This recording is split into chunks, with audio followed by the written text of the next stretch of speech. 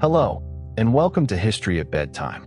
Late in the summer of 146 BCE, smoke rose above a hill on the North African coast and drifted out across the Gulf of Tunis.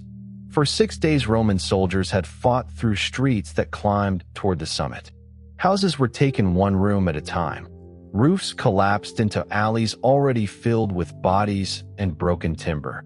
Bridges were thrown from building to building so that attackers could advance above the streets. Fires consumed whole blocks, and the flames made the stones of the city glow through the night. At the top of the hill stood the Byrsa, the old citadel of Carthage. Men, women, and children had crowded there during the final assault. Some had lived through 3 years of siege. Some had helped turn temple bronze into weapons after Rome demanded that the city surrender its arms. Some had cut their hair so it could be twisted into ropes for catapults. They had watched hunger reduce the city, disease move through packed rooms, and Roman engines close around the walls. Now there was nowhere higher to retreat. The Roman commander was Scipio Aemilianus, adopted grandson of the man who had defeated Hannibal. He had been sent to finish a war that many Romans had once expected to be easy. Instead, Carthage had resisted with a desperation that revealed what the war had truly become. The city was not fighting for a treaty or a province. It was fighting for the right to remain beside its own harbor. When the last organized resistance ended, survivors emerged from the Byrsa. Ancient figures vary, but tens of thousands may have been sold into slavery. The buildings were stripped and burned. The walls were broken. The political life of Punic Carthage ended. Scipio watched the destruction and wept. His friend Polybius later remembered him quoting lines about the fall of Troy. The general was thinking not only of Carthage. He was thinking of Rome and of the rule that no city escapes forever. Whatever human beings build, time can unbuild. Most surviving stories of Carthage begin from that Roman viewpoint. They introduce the city when it becomes Rome's enemy. They describe Hannibal when he enters Italy, Carthaginian diplomats when they face the Senate, and civilians when Roman soldiers reach the Byrsa. Carthage appears at the edge of someone else's history, useful because Rome needed a rival grand enough to make victory meaningful. But before Carthage was Rome's enemy, it was a city with centuries of life behind it. It possessed workshops, courts, temples, gardens, warehouses, markets, tombs, country estates, and crowded neighborhoods. Its merchants negotiated in ports from the Levant to the Atlantic. Its sailors learned coasts and currents that Roman fleets would later struggle to master. Its farmers developed methods so respected that Rome preserved a Carthaginian agricultural work after destroying the state that produced it. Its magistrates governed a republic that Aristotle considered worthy of comparison with Sparta. Its citizens prayed in Punic, a Western form of Phoenician and a Semitic language closely related to Hebrew. Its ruling families competed, argued, married, invested, and sometimes undermined one another. Its subjects and allies experienced the empire differently from the citizens who looked down from the walls. Carthage was not a commercial utopia peacefully opposed to a militaristic Rome. It conquered land, imposed obligations, collected revenue, punished rebellion, and fought long wars in Sicily, Africa, Spain, and Sardinia. Nor was it the cowardly merchant state of hostile caricature, purchasing foreign blood because its own citizens would not fight. Carthaginian armies combined citizens, Libyan subjects, allied peoples, hired specialists, Iberians, Gauls, Balearic slingers, and Numidian cavalry. Their diversity could be strength or danger depending on leadership, payment, and political trust. The difficulty is that the Carthaginians left us no Livy, no Polybius, and no complete history written in their own voice. Roman conquest destroyed or dispersed most of their books. Inscriptions survive, but they are often brief: a name, a dedication, a vow fulfilled. Archaeology provides streets and cisterns, bones and harbor walls, cooking vessels, and workshop debris. Greek and Roman writers provide long narratives, but those narratives were written by competitors, enemies, or people trying to explain why Rome deserved to rule. To recover Carthage, we must listen to several kinds of silence. There is the silence of the Punic harbor, now a pair of quiet basins among roads and houses. There is the silence of the tophet, where urns contain cremated remains, and the argument over sacrifice remains unsettled. There is the silence of libraries whose works survive only when later authors copied a sentence. There is the silence beneath Roman Carthage, the magnificent imperial city built on top of the ruins of its predecessor. And there is the silence of the Byrsa itself. Today the hill rises within the modern city of Carthage, near Tunis. The sea is visible beyond neighborhoods, trees, rail lines, museums, churches, villas, and roads. Archaeologists have uncovered Punic houses on its slopes, some preserved because Roman builders buried the earlier city beneath terraces. The rooms are narrower than imperial halls. The streets follow the contours of the hill. Cisterns collected precious water. Mosaic fragments, plaster, drains, and thresholds reveal not an abstraction called a rival empire, but people arranging daily life. To understand how their city reached the fire of 146 BCE, we must leave the smoke and return to a much earlier shore, when there was no Roman Empire, no Hannibal, and perhaps no Carthage yet. The eastern Mediterranean of the early 1st millennium BCE contains cities whose inhabitants spoke closely related Northwest Semitic languages and lived by coastlines that encouraged travel. Tyre, Sidon, Byblos, and other Phoenician centers occupied the narrow strip between the sea and the inland powers of the Near East. Their sailors carried timber, purple dye, metalwork, glass, textiles, wine, oil, stories, alphabets, and religious traditions. They did not create a single centralized Phoenician empire. They formed networks of cities, families, sanctuaries, commercial partnerships, and settlements. As ships moved west, stopping points became colonies and colonies became cities. Phoenician communities appeared in Cyprus, Sicily, Sardinia, Malta, southern Iberia, and along the North African coast. Some existed to exchange goods with local populations. Others protected harbors or routes. All depended upon knowledge, where fresh water could be found, when winds shifted, which ruler controlled an inland road, which metal came from which mountain, and which oath would be trusted in a foreign market. Traditional chronology placed the foundation of Carthage in 814 or 813 BC. Archaeology supports the presence of a Phoenician settlement in the 9th or early 8th century, though it cannot confirm a single ceremonial founding day. The city's Punic name was Qart Hadasht, the new city. The name did not mean that nothing had existed there before. Indigenous communities already lived in the region. The land formed part of a North African world with its own languages, routes, rulers, pastoral traditions, and farming knowledge. Carthage developed through contact with those communities, sometimes through exchange and intermarriage, sometimes through domination. Its later power would depend as much upon African land and labor as upon Phoenician ships. Legend gave the foundation a human face. A princess named Alyssa fled Tyre after her brother killed her husband. In Greek and Roman tradition, she became Dido. She sailed west with followers and reached the coast of Africa. A local ruler agreed to grant her as much land as could be enclosed by the hide of an ox. Alyssa cut the hide into thin strips and surrounded the hill that became the Byrsa. The story transformed intelligence into territory. The refugee princess acquired a city not by force, but by reading an agreement more cleverly than the man who offered it. Later stories ended her life in fire. In one version, a local king demanded marriage and Alyssa killed herself rather than betray loyalty to her dead husband. Virgil transformed the legend again, bringing the Trojan Aeneas to Carthage centuries before Rome's supposed foundation. Dido loves him. He leaves to fulfill destiny in Italy, and she dies cursing his descendants.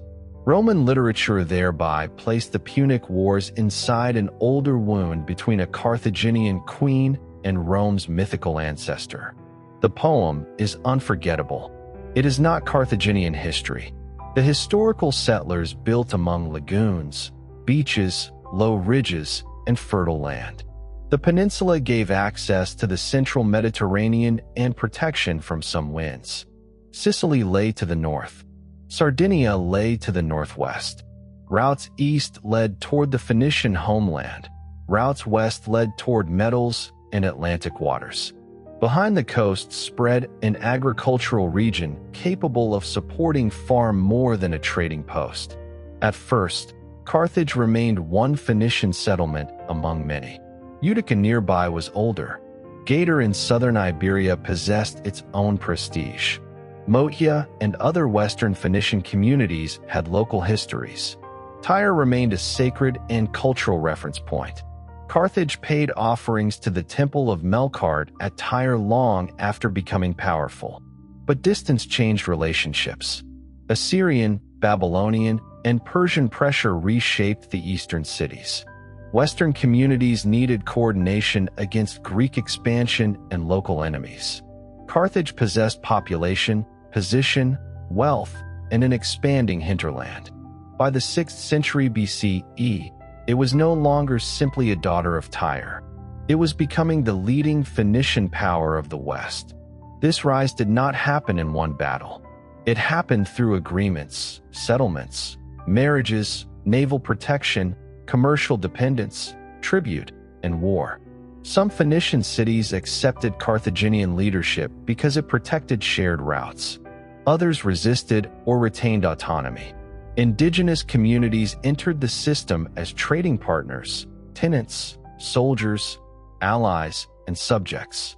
An empire was forming, though it did not resemble the continuous block of territory a modern map might suggest. Its strongest lines ran over water. The sea that appears empty from the shore was crowded with remembered pathways. Sailors followed headlands, islands, stars, currents, seasonal winds, and inherited instructions. A harbor was not merely a place where ships stopped. It was a storehouse of information. Every returning captain brought news of prices, storms, political changes, shoals, pirates, and opportunities. Carthage learned to make that information serve a city. The new city began to become a center. As Carthage grew, the landscape around it was reorganized for movement and storage. The city stood on a peninsula, protected by water on several sides and connected to the mainland by a narrower approach. Its harbors faced the Gulf. Roads ran inland toward villages, estates, quarries, and markets. Cemeteries spread outside inhabited areas. Temples occupied places that joined political authority to divine favor. Houses climbed the slopes of the Byrsa and extended into lower districts where artisans, laborers, sailors, and traders lived closer to the waterfront. The famous circular military harbor belonged to the city's later centuries, but its design expresses a much older principle. Commerce and defense were inseparable. Ancient descriptions and archaeology reveal two connected basins. The outer harbor served merchant shipping. Beyond it lay a circular naval basin with an island at the center. Ramps and covered slips could shelter warships. Storehouses held timber, rope, sailcloth, bronze fittings, pitch, weapons, and spare equipment. The admiralty on the island overlooked the ring of ships. The number of berths given by ancient writers may reflect the harbor at its maximum development, but the scale is not imaginary.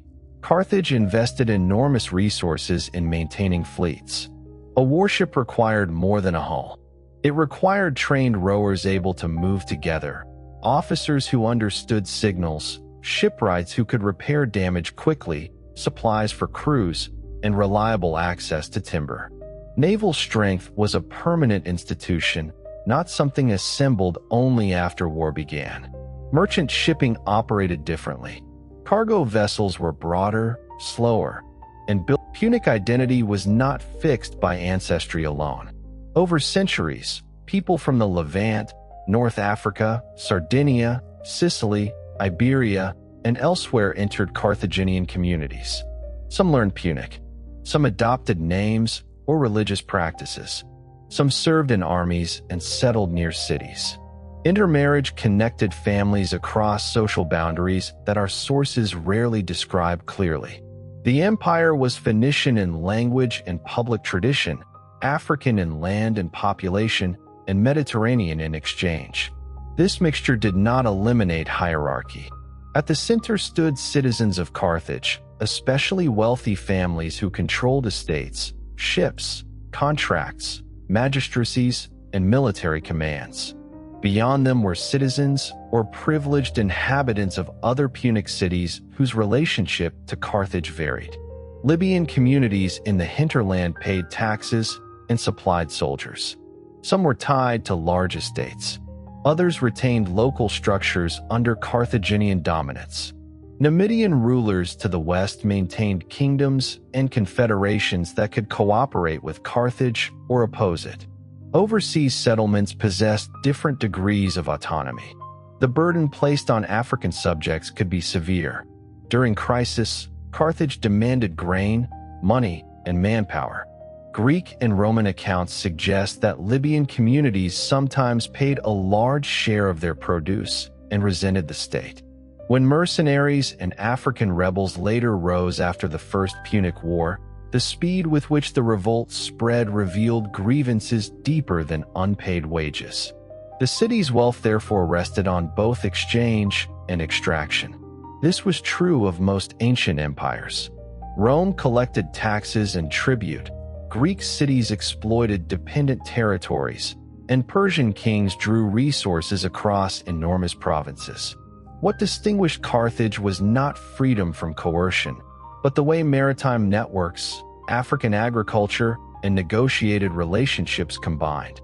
Its countryside deserves as much attention as its ships. Northern Tunisia contains some of the most fertile land in the Mediterranean. Rainfall is greater than the desert image often associated with North Africa suggests. Plains and valleys could produce grain, olives, vines, fruit, livestock, and garden crops. Carthaginian landowners and farmers developed careful techniques suited to local conditions. Estates connected city wealth to rural labor. Wells, cisterns, field boundaries, presses, storage buildings, and roads turned seasonal growth into reliable revenue. The great lost agricultural work of Mago eventually filled 28 books according to Roman testimony. It began, one later writer says, with advice to anyone purchasing an estate: sell the townhouse, so that the owner would not be tempted to prefer the city to the farm. The sentence may have appealed to Roman moralists, but the work was far more than rustic philosophy. It treated vines, olives, fruit trees, livestock, soils, estate management, and practical cultivation. When Rome destroyed Carthage, the Senate ordered Mago's work translated into Latin. The decision is extraordinary. The conquerors were willing to erase the state while preserving its agricultural intelligence. Later Roman writers quoted him, and fragments of Punic knowledge entered Latin farming traditions. A prosperous landowner could live between city and countryside. He might attend political meetings, invest in ships, manage tenants, arrange marriages, sponsor dedications, and command troops. A rural laborer experienced the system differently, through rent, taxes, harvest demands, military recruitment, and the authority of overseers. Enslaved people worked in both urban and rural settings. Free artisans and small farmers occupied positions between dependence and opportunity. The city consumed what the countryside produced. Markets filled with grain, vegetables, fish, meat, bread, oil, fruit, wine, pottery, cloth, tools, and fuel. Water arrived through wells, cisterns, and collection systems. Houses stored rain from roofs. Waste had to leave crowded districts. Fire remained a danger wherever cooking, lamps, timber, and storage stood close together. The slopes of the Byrsa preserved an elite residential quarter from the final Punic city. The streets were narrow and carefully planned. Houses opened inward around courtyards. Floors could be decorated with a distinctive pavement made from crushed stone and small fragments, sometimes called Punic pavement. Bathrooms and drains show attention to water and cleanliness, though not every resident enjoyed equal comfort. Upper stories may have extended living space above workshops or storage rooms. Life was conducted through sound as much as architecture. Hammering came from metalworkers. Potters turned wheels and fed kilns. Traders shouted prices. Animals moved through streets. Sailors sang or cursed while hauling ropes. Priests recited formulas. Children played near doorways. Different languages could be heard around the harbor. At night, the city darkened except for lamps, hearths, moonlight, and activity near ships. Watchmen guarded warehouses. Families gathered behind walls. The smell of oil, smoke, salt, fish, animals, and human occupation hung over the lower city. From the hill, lights marked the shoreline and the harbor mouth. Consider a household in the 3rd century BCE. The family may occupy rooms around a courtyard on the Byrsa slope. Rainwater flows from the roof into a cistern. The walls are plastered. Floors contain small decorative fragments. Storage jars hold grain, oil, or wine. Lamps darken ceilings with smoke. A loom stands in one room. Accounts or letters may be written on perishable material. Protective amulets hang near a child. The household is not isolated. Marriage connects it to another family. Credit connects it to merchants. Tax connects it to the state. Worship connects it to ancestors and gods. A servant or enslaved worker performs labor that the family's public image hides. Rural tenants produce some of the food. Sailors bring imported objects through the harbor. Morning begins before heat gathers. Bread is prepared. Water is drawn. Doors open to the street. An artisan walks toward a workshop. A merchant checks news from the quay. A woman supervises household production, property, servants, children, and offerings, though public political sources rarely preserve her authority clearly. An older relative remembers a voyage or war. A child repeats letters and names. Gender in Carthaginian society is difficult to reconstruct. Elite women could embody dynastic alliance, as Sophonisba did in later storytelling. Women made dedications and appeared in burials. Their property rights and civic position are not fully known. Greek and Roman observers filtered them through their own assumptions. Dido became the most famous Carthaginian woman precisely because male poets could use her body to explain empire. Real women lived beyond that literary fire. They bore children in a world of high mortality. They mourned infants placed in tombs or the tophet. They managed houses during long absences at sea or war. Some worked in textile production, trade, agriculture, food preparation, healing, ritual, and service. Enslaved women faced exploitation rarely recorded. Wealth softened some constraints and intensified others by turning marriage into political strategy. Children entered networks of family obligation early. Sons of elites might prepare for commerce, magistracy, priesthood, or command. Others learned trades. Girls acquired household, ritual, and economic knowledge. Young people from subject communities might be recruited into armies or labor. Hostages from allied peoples could live near Punic officials, both protected and coerced. The city's diversity was most visible at the port. A ship from Sicily brings grain, ceramics, or passengers. Another arrives from Sardinia with metals or livestock products. A vessel from Iberia carries silver, salted fish, or news of unrest. North African boats move along the coast. Languages overlap. Officials inspect cargo. Brokers translate. Sailors search for lodging, food, entertainment, repair, and credit. Weights and measures make strangers temporarily comparable. Coinage becomes more important over time, especially for military payment. Early Carthaginian commerce did not depend entirely on coins, and exchange could be recorded through weighed metal, credit, contract, and commodity. Later Punic coins carried horses, palms, divine heads, elephants, and other images. They paid armies and announced authority across distances. The horse became especially characteristic. It could refer to aristocratic identity, cavalry, North African land, or older founding symbols. A palm tree offered a visual play linked by Greeks to the word Phoenician, though Punic users may have read it differently. Tanits had appeared in classical style, showing how a local goddess could be represented through an artistic language shared across the Mediterranean. Coins are small pieces of political argument. They say who guarantees value, which symbols belong to community, and what image an army will carry from hand to hand. Carthage's treaties reveal another form of argument. Polybius copied agreements between Rome and Carthage that set rules for trade, warfare, settlement, and treatment of allies.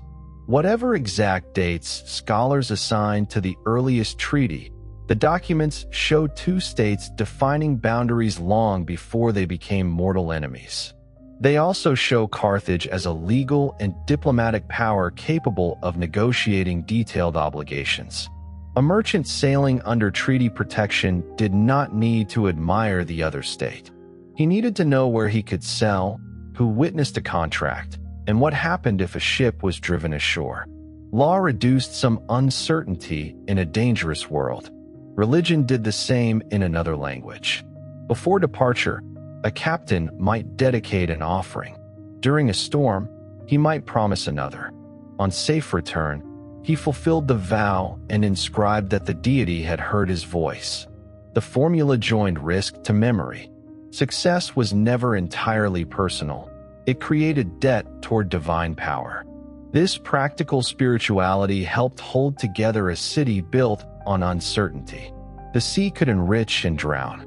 Rain could produce abundance or fail. Allies could defect. Children could die. Political factions could reverse policy. Gods were approached because life exceeded calculation. Modern language often separates Carthage into a rational commercial side and a dark sacrificial side. The people themselves would not have recognized that division. Trade, agriculture, family, law, and worship belonged to one moral world. The merchant who calculated profit could also fear an omen. The senator who debated strategy could sponsor a vow.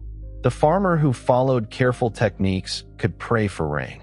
Technical knowledge and sacred obligation supported one another. Carthage's reputation for commercial calculation also obscures generosity, celebration, and pleasure.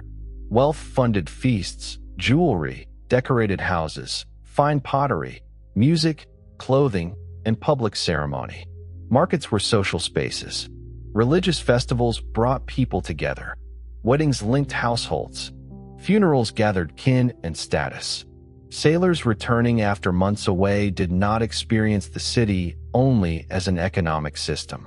Carthage was a republic, but we understand its constitution mainly through outsiders. Aristotle studied it in the 4th century BCE and judged it one of the better constitutions known to him. That praise matters because Greek writers often treated non-Greek peoples with condescension. Carthage had, he observed, remained stable without falling repeatedly into tyranny or civil revolution. Its system mixed elements associated with monarchy, aristocracy, and popular rule.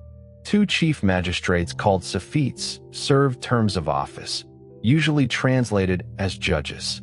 The title belonged to a Semitic political tradition and should not simply be treated as the Punic word for consul. Sophetes presided over civic affairs and deliberation, but military command could be separated from their office. Generals might hold long commands, creating both continuity and danger. A council of elders or senate guided major policy. Powerful families dominated it, and wealth strongly influenced advancement. Aristotle criticized the practice of choosing officials partly for property, because it encouraged the belief that office could be bought. Yet he also noted the role of the citizen body. When magistrates and council agreed, they could present decisions. When they disagreed, matters could reach the assembly, where citizens had a meaningful voice. Another institution, often called the 104, supervised generals and officials. It may have developed as a tribunal capable of holding commanders accountable after service. Such oversight protected the republic from military ambition, but it could also make generals cautious or intensify factional retaliation. A successful commander returning from Sicily did not enter a neutral city. He entered a world of rivals waiting to examine losses, expenses, decisions, and personal influence. Victory could create fear. Failure could destroy a career or a life. Some commanders were punished severely. Ancient reports of crucifixion may sometimes reflect hostile exaggeration, but Carthaginian political culture clearly expected military leaders to answer for outcomes. This separation between civil government and command had strengths. It prevented a single general from automatically ruling the state. It also created a persistent problem. How could a distant army receive consistent support when policy was decided by families whose interests differed? The Barcids would later expose that tension. But centuries before Hannibal, Carthage had already learned to distrust the men it needed to fight its wars. Politics took place through kinship, reputation, wealth, religious office, patronage, and public speech. We know a few family names because war brought them into Greek and Roman histories. Many others vanished with Punic records. The same men might sponsor temples, own land, lend money, serve as magistrates, negotiate abroad, and arrange military supply. There was no modern separation between business, religion, and government. The citizen assembly should not be romanticized as democracy in the modern sense. Women, enslaved people, rural subjects, foreign residents, and many others stood outside formal decision-making. Even among male citizens, wealthy families possessed advantages. Yet public consent mattered enough that political leaders cultivated it. Hannibal would later use the assembly against entrenched financial interests, showing that popular institutions could alter policy. For much of its history, the constitution worked. That durability allowed Carthage to think in generations. Harbors expanded. Colonies were maintained. Agricultural systems deepened. Defeat in one Sicilian campaign did not necessarily destroy the state. A new fleet could be built, another alliance arranged, another general appointed. But stability also concealed divisions. The city's leading families did not always agree on whether power should be directed toward Africa, Sicily, Sardinia, Iberia, or commerce.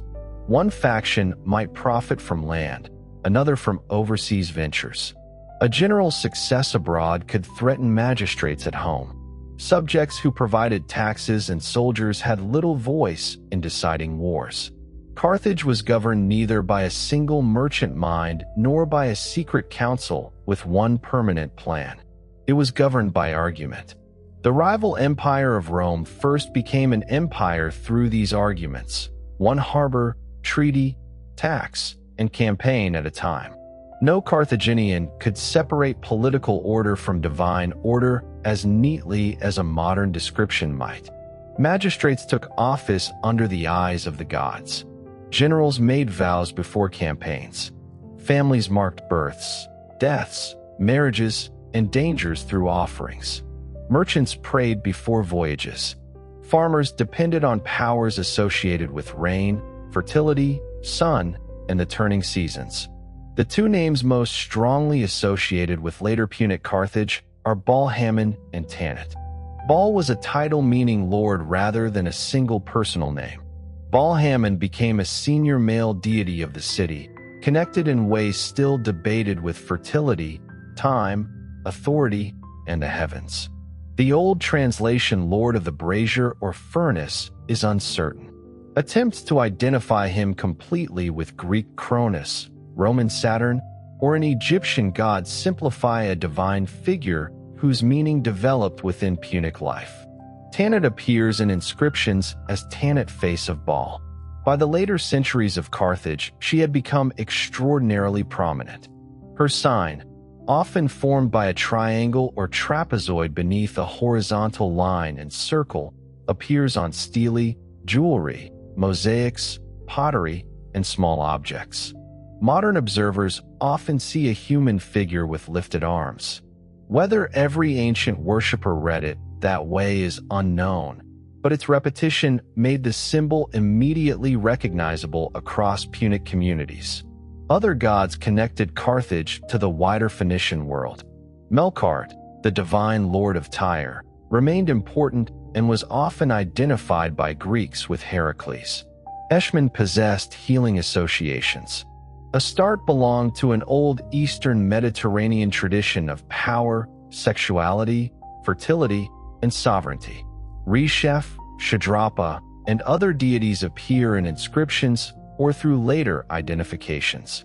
Local African gods and sacred places entered Punic practice, while Greek deities could be recognized through interpretive equivalence without requiring anyone to believe they were simply identical. The most difficult evidence comes from the precinct modern scholars call the tophet. It lay south of the main city, near later harbor districts. Excavations uncovered layers of urns containing cremated remains of very young children and animals. Stone markers bore symbols and dedications to Tanit and Baal Hammon. The deposits accumulated across centuries. Thousands of individuals were placed there, though estimates of the total and patterns through time vary. Greek and Roman authors accused Carthaginians of sacrificing children, especially during crisis. Diodorus described wealthy families offering children to Cronus and told a horrifying story of a bronze image into whose hands victims were placed. Other ancient traditions connected Phoenician and Canaanite worship with the burning of children. These accounts cannot be dismissed merely because they are hostile. Accusations sometimes preserve terrible realities. Yet they cannot be accepted without criticism either. Greeks and Romans used stories of child sacrifice to define foreign peoples as cruel. Archaeological cremation makes cause of death difficult to establish. Many infants in the ancient world died naturally before or soon after birth. Some remains may include stillborn or perinatal children. Animal remains show that substitution or parallel offerings occurred. Different phases of the precinct may not have served exactly the same purpose. The debate has sometimes been forced into two absolute choices. Either Carthaginians regularly murdered healthy children, or every burial belonged to natural infant mortality and all accusations were propaganda. The evidence may resist such clarity. The tophet could have been a special sacred cemetery for children who died very young, and also a place where some children were deliberately offered. Practices may have changed over centuries. Families may have understood a child's death, whether natural or inflicted, through vows and divine ownership in ways that feel alien and painful now. What must not happen is for the question to consume the entire civilization. Rome practiced forms of human sacrifice in emergencies, exposed unwanted infants, killed captives in spectacle, and built an empire through mass violence. Greek cities committed atrocities in war and sometimes remembered sacrificial killings. The possibility of Punic child sacrifice deserves honest attention, but it does not turn every Carthaginian parent into a monster or every Roman accusation into moral truth. At the tophet, grief and public religion stand too close for simple judgment. A small urn was carried through the precinct. A name may have been spoken. A vow was inscribed. Smoke rose.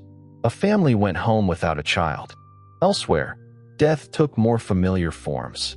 Carthaginian necropolises contained chamber tombs, sarcophagi, jewelry, amulets, pottery, food vessels, masks, and personal objects.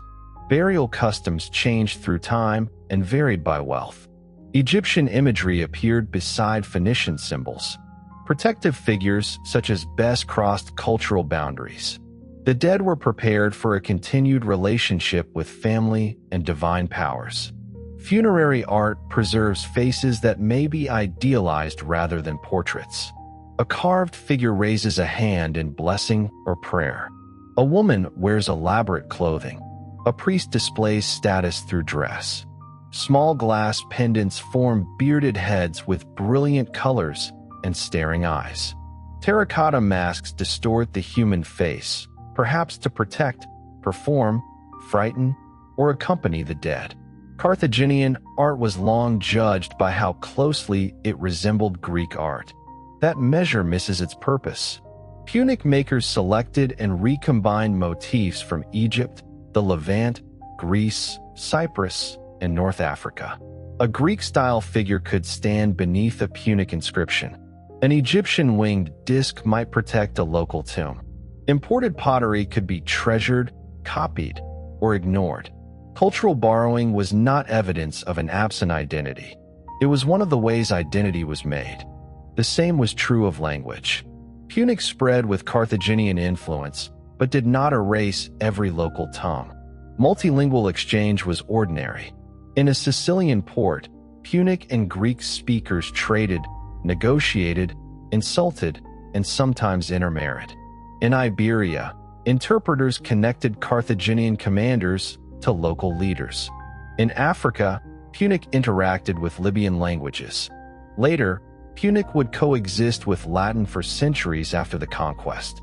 The Mediterranean encouraged this flexibility because movement was constant. Carthaginian sailors operated inside a world larger than imperial borders. Treaties between Carthage and Rome, preserved by Polybius, regulated where Roman traders could sail and under what supervision transactions could occur. The earliest treaties date remains debated, but the texts reveal zones of recognized interest and concern over piracy, markets, and settlement. Carthage wanted strangers to trade where officials could see them. Control of information mattered as much as tariffs. Later legends claimed that Carthaginians sank foreign ships to preserve Atlantic secrets. Such stories may exaggerate monopoly, but guarded knowledge was commercially valuable. If a route led to tin, gold, ivory, or a dependable market, competitors did not need assistance finding it. The voyage associated with Hanno gives a rare glimpse beyond familiar coasts. A Greek text presents itself as a translation of an inscription set up in a temple of Cronus after Hanno sailed beyond the Pillars of Heracles. The expedition founded or reinforced settlements along the Atlantic coast of Morocco and continued south. It describes rivers, mountains, fires, unfamiliar peoples, and a final encounter with hairy beings called gorillae. Attempts to map every line onto a modern coast produce wildly different results. Some place the voyage near Senegal, Sierra Leone, Cameroon, or the Gulf of Guinea. Distances may be corrupted, symbolic, or compressed. The famous gorillae may have been apes, people misunderstood by outsiders, or a literary transformation. The modern animal named gorilla ultimately came from the ancient text, but that does not prove Hanno saw the species now bearing it. What matters is the scale of Carthaginian maritime ambition. The voyage linked colonization, ritual display, reconnaissance, and commerce. Ships carried settlers, supplies, interpreters, and soldiers. Coastal knowledge could open access to gold, fish, hides, dyes, and exchanges with inland networks. Another navigator, Hamilcar, was said to have traveled north along Atlantic routes. Later authors described weeds, shallow waters, sea monsters, and oppressive calm. These may preserve sailors' warnings about the Sargasso Sea, or simply the fearful geography attached to distant waters. Carthaginian trade likely connected indirectly or directly with Atlantic Iberia and sources farther north, but claims that their merchants regularly controlled Cornwall should be stated carefully. Tin could pass through many hands without a Punic ship reaching Britain. The ships themselves deserve a closer look, because they were not symbols floating above society. They were workplaces built from forests, metal, fiber, calculation, and disciplined human bodies. A quinquereme did not contain 5 levels of oars. The name referred to an arrangement of rowers whose exact configuration could vary, probably grouping several men to each vertical set of oars. Whatever the internal design, the result was a large warship requiring hundreds of people when marines and officers were included. Synchronization mattered more than individual strength. One badly timed stroke could disrupt a bank. Repeated drills turned separate rowers into one engine. Not all rowers were enslaved. Ancient navies used citizens, allies, hired men, subjects, and slaves under different circumstances. Carthage's access to maritime populations provided experienced manpower, but a long war could still force hurried recruitment. Skill declined when crews lacked practice, as the last relief fleet of the First Punic War discovered. The ship's bronze ram was designed to strike near or below the waterline, but naval battle involved more than headlong collision. Captains sought position, protected their own oars, attempted to shear the enemies, withdrew from failed approaches, and used missiles or boarding troops. Wind, current, visibility, and confined water could undo a beautiful plan. A harbor crew worked before and after battle. Hulls had to be dried, scraped, caulked, and repaired. Timber warped and rotted. Marine growth slowed ships. Ropes frayed. Food and water spoiled. Bronze fittings disappeared through theft if stores were poorly watched. The numbered sheds of the circular harbor represented an administrative achievement as much as an architectural one. Shipbuilding connected Carthage to distant landscapes. Cedar from the Levant could carry ancestral prestige, but Western fleets required Western timber on a vast scale. Pine, fir, oak, and other woods served different structural purposes depending on availability. Pitch-sealed seams. Flax or other fibers became sailcloth and rope. Iron fastenings and bronze rams required mines, furnaces, craftsmen, and transport. A naval state consumed trees. Expansion therefore changed environments as well as politics. Shipyards demanded reliable supply. Estates and cities demanded fuel. Armies burned crops and cut timber. The ecological history is difficult to reconstruct in detail, but Carthage's maritime achievement rested upon landscapes far beyond the harbor. Navigation joined observation to tradition. Sailors recognized stars, prevailing winds, cloud forms, seabirds, colors of water, and the smell of nearby land. Coastal sailing allowed landmarks, but voyages crossed open stretches where no mountain was visible. Soundings measured depth. Written sailing directions may have existed, yet much knowledge remained embodied in experienced pilots. Seasons shaped risk. Mediterranean navigation slowed during winter, though it never stopped completely. Merchants balanced the danger of storms against the profit of arriving when competitors stayed home. Military necessity often ignored safe seasons. Roman fleets destroyed by weather during the First War were not uniquely foolish. They were operating under pressures that made caution politically expensive. The crew lived in cramped conditions. Warships carried little space for comfort because speed mattered. Men slept ashore when possible, on longer movement. Thirst, heat, sickness, vermin, and fear accompanied the rhythm of rowing. Food had to be simple and portable. Officers could command punishment. Marines waited for combat, knowing that a damaged ship offered few places to hide. Merchant crews had more space, but longer exposure.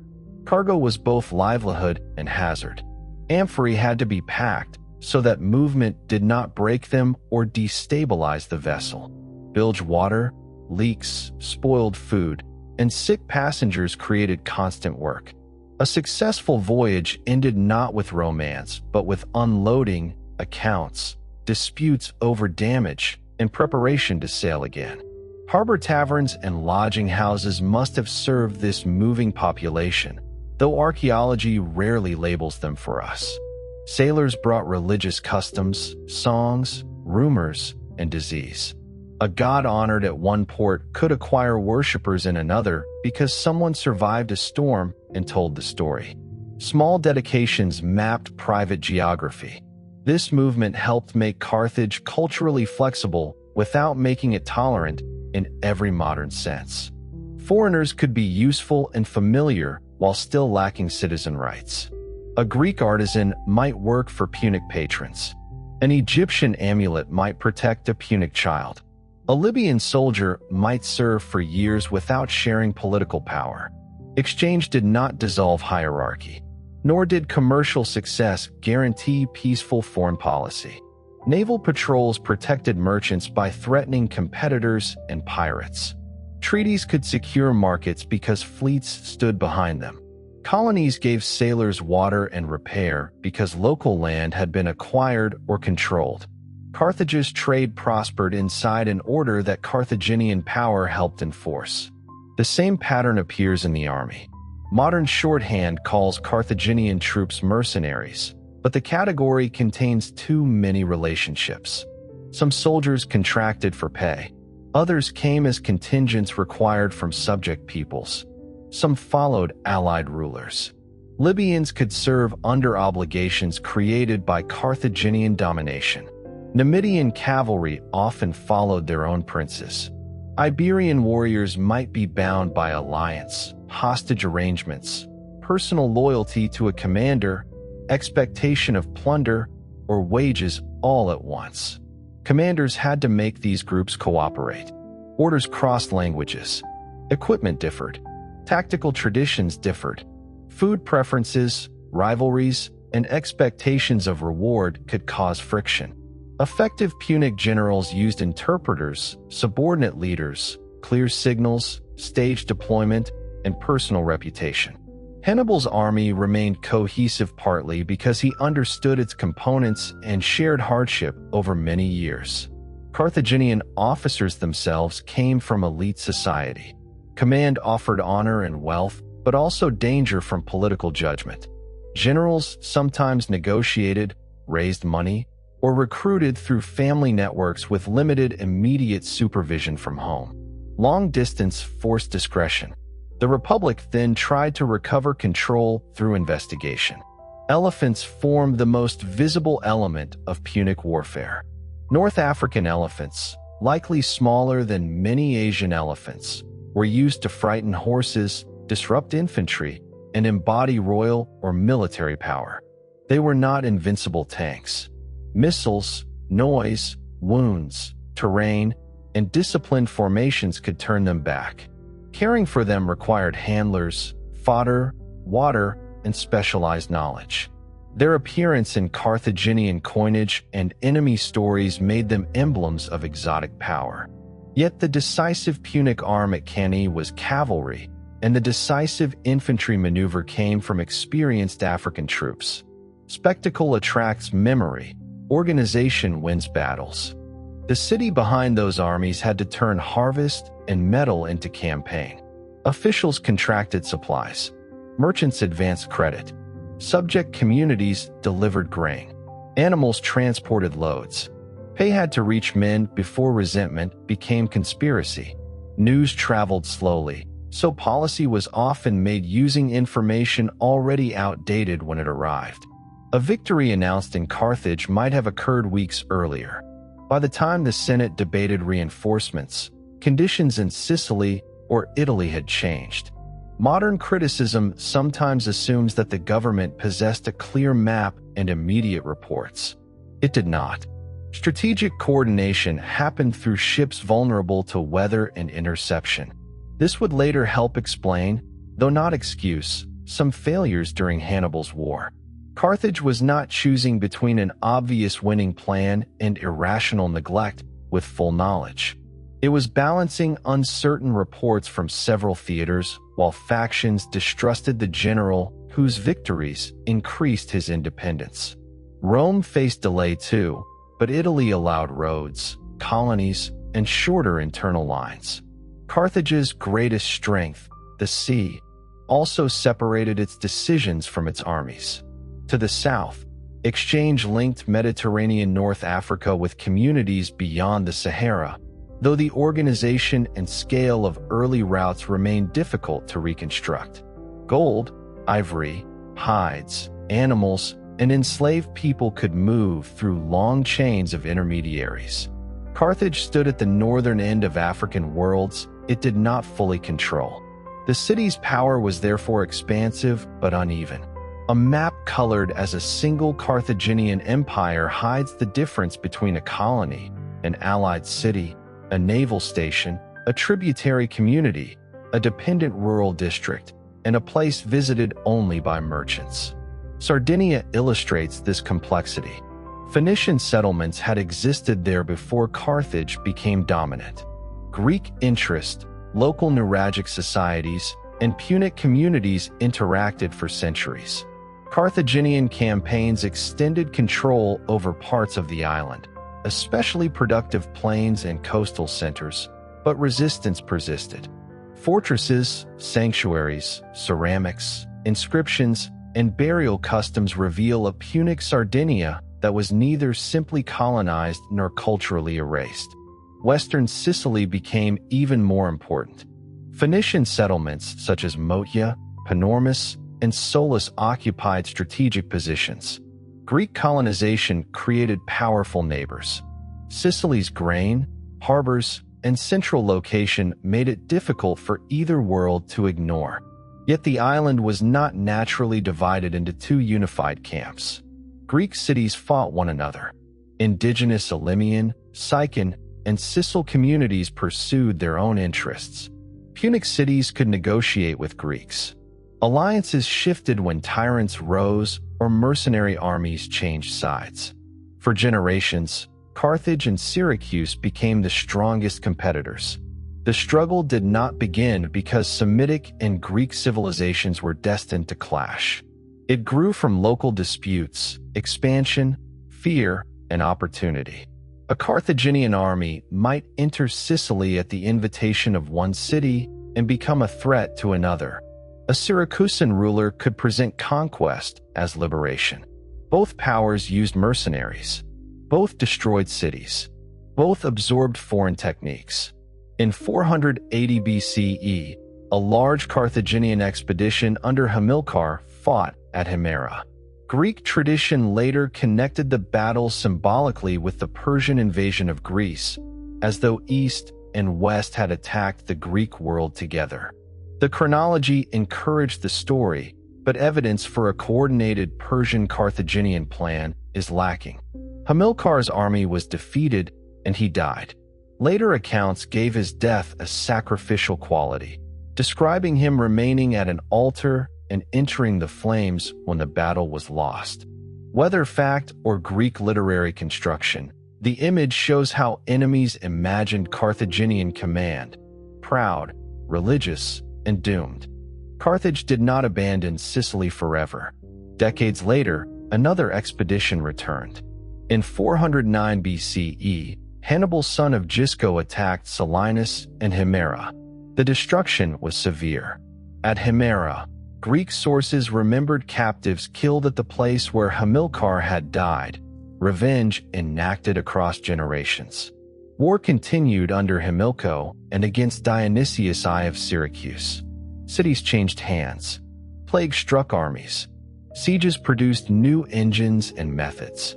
Dionysius expanded fortifications and used catapults.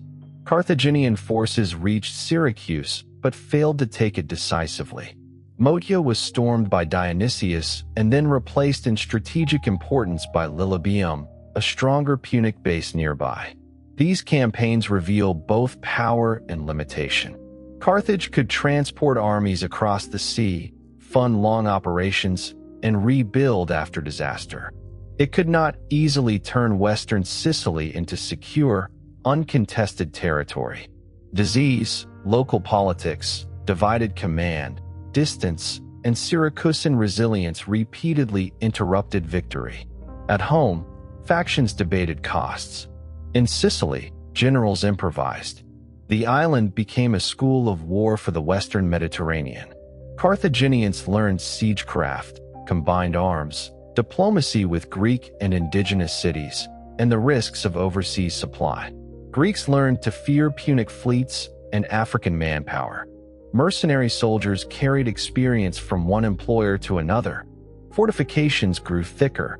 Treasuries emptied and refilled. Ordinary Sicilians paid the price. Farmers watched armies cut grain. Residents fled cities or were sold after capture. Temples were looted, then restored under new rulers. A child could be born under Syracusan control, grow up under Carthaginian authority, and die during another siege without moving from the same town. Carthage's empire was never merely a line of merchant ships. It was also the shadow of those armies crossing the water. The 4th century BC East brought new dangers close to home. Carthage remained powerful in Sicily, but the balance shifted whenever Syracuse produced an ambitious ruler. Timoleon, Agathocles, and later Pyrrhus of Epirus each entered the island's contest under different banners. For Carthage, every new coalition required calculation. Which city should be supported, which fortress supplied, which general trusted, and how much African security could be risked for Sicilian advantage. Agathocles created the most alarming reversal.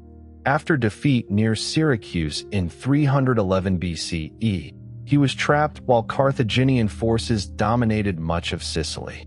Instead of remaining behind the walls, he secretly assembled ships and sailed for Africa.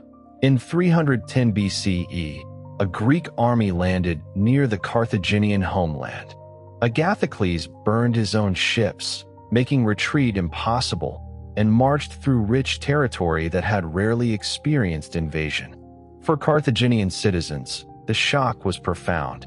Where they had financed overseas now appeared among estates, villages, and sanctuaries visible from the city. Ancient accounts describe panic, accusations of divine anger, emergency recruitment, and disputes between commanders.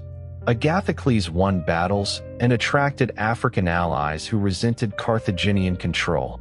The invasion did not destroy Carthage.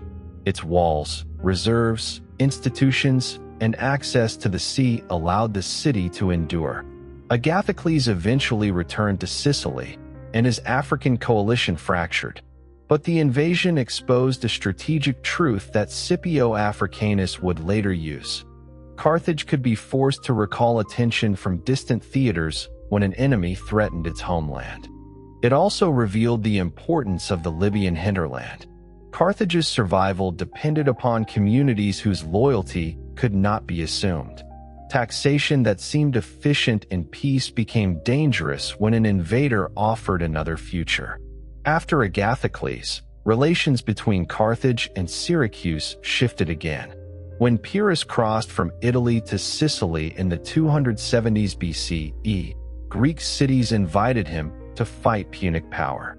He drove Carthaginians back toward Lilybaeum but failed to take that fortress. His demands, discipline, and royal ambitions alienated allies. Eventually, he left the island. Ancient tradition gives him a famous prediction as he departed. What a wrestling ground he was leaving for Rome and Carthage.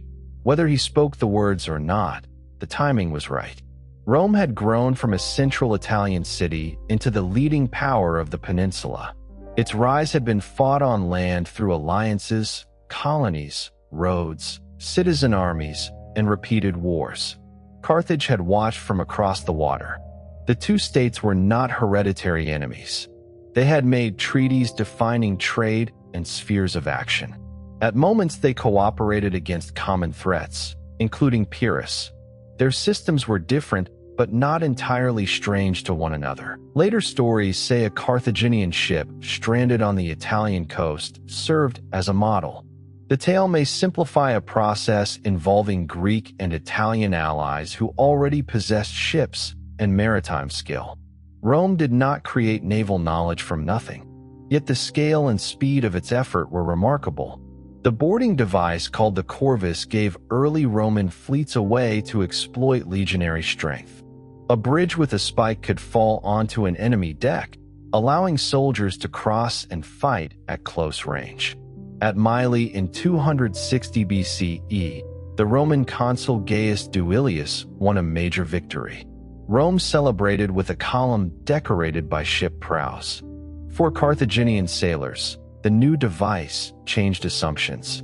Maneuver, ramming, and seamanship no longer guaranteed control if a Roman ship could seize contact. But the corvus was not a permanent magical answer.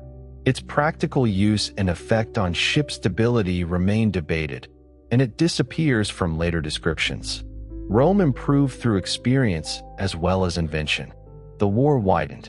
In 256 BCE, an enormous naval battle took place near Ecnomus. Ancient numbers may be inflated, but hundreds of ships and tens of thousands of men were involved. Rome broke through and carried an army to Africa under Marcus Atilius Regulus. Once again, an overseas enemy entered the Carthaginian homeland. Regulus won early successes. Towns surrendered. Rural territory was devastated. Carthage faced pressure near the city. Negotiations failed, perhaps because Roman demands were too severe. The Carthaginians then employed a Spartan commander named Xanthippus, whose exact status is uncertain, but whose influence was decisive.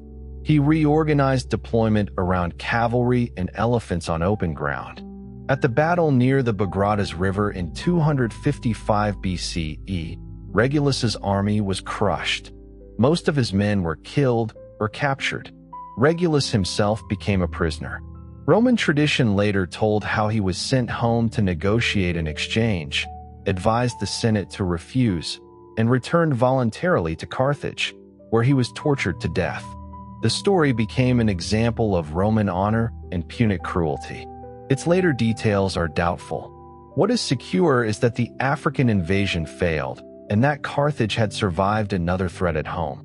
Then the sea killed on a scale greater than battle. A Roman fleet evacuating survivors was caught in a storm near Sicily. Hundreds of ships were lost. Tens of thousands may have drowned. Rome rebuilt. Another storm destroyed another fleet. Carthage might have expected such catastrophes to end the experiment. Rome rebuilt again. This persistence became the central fact of the war.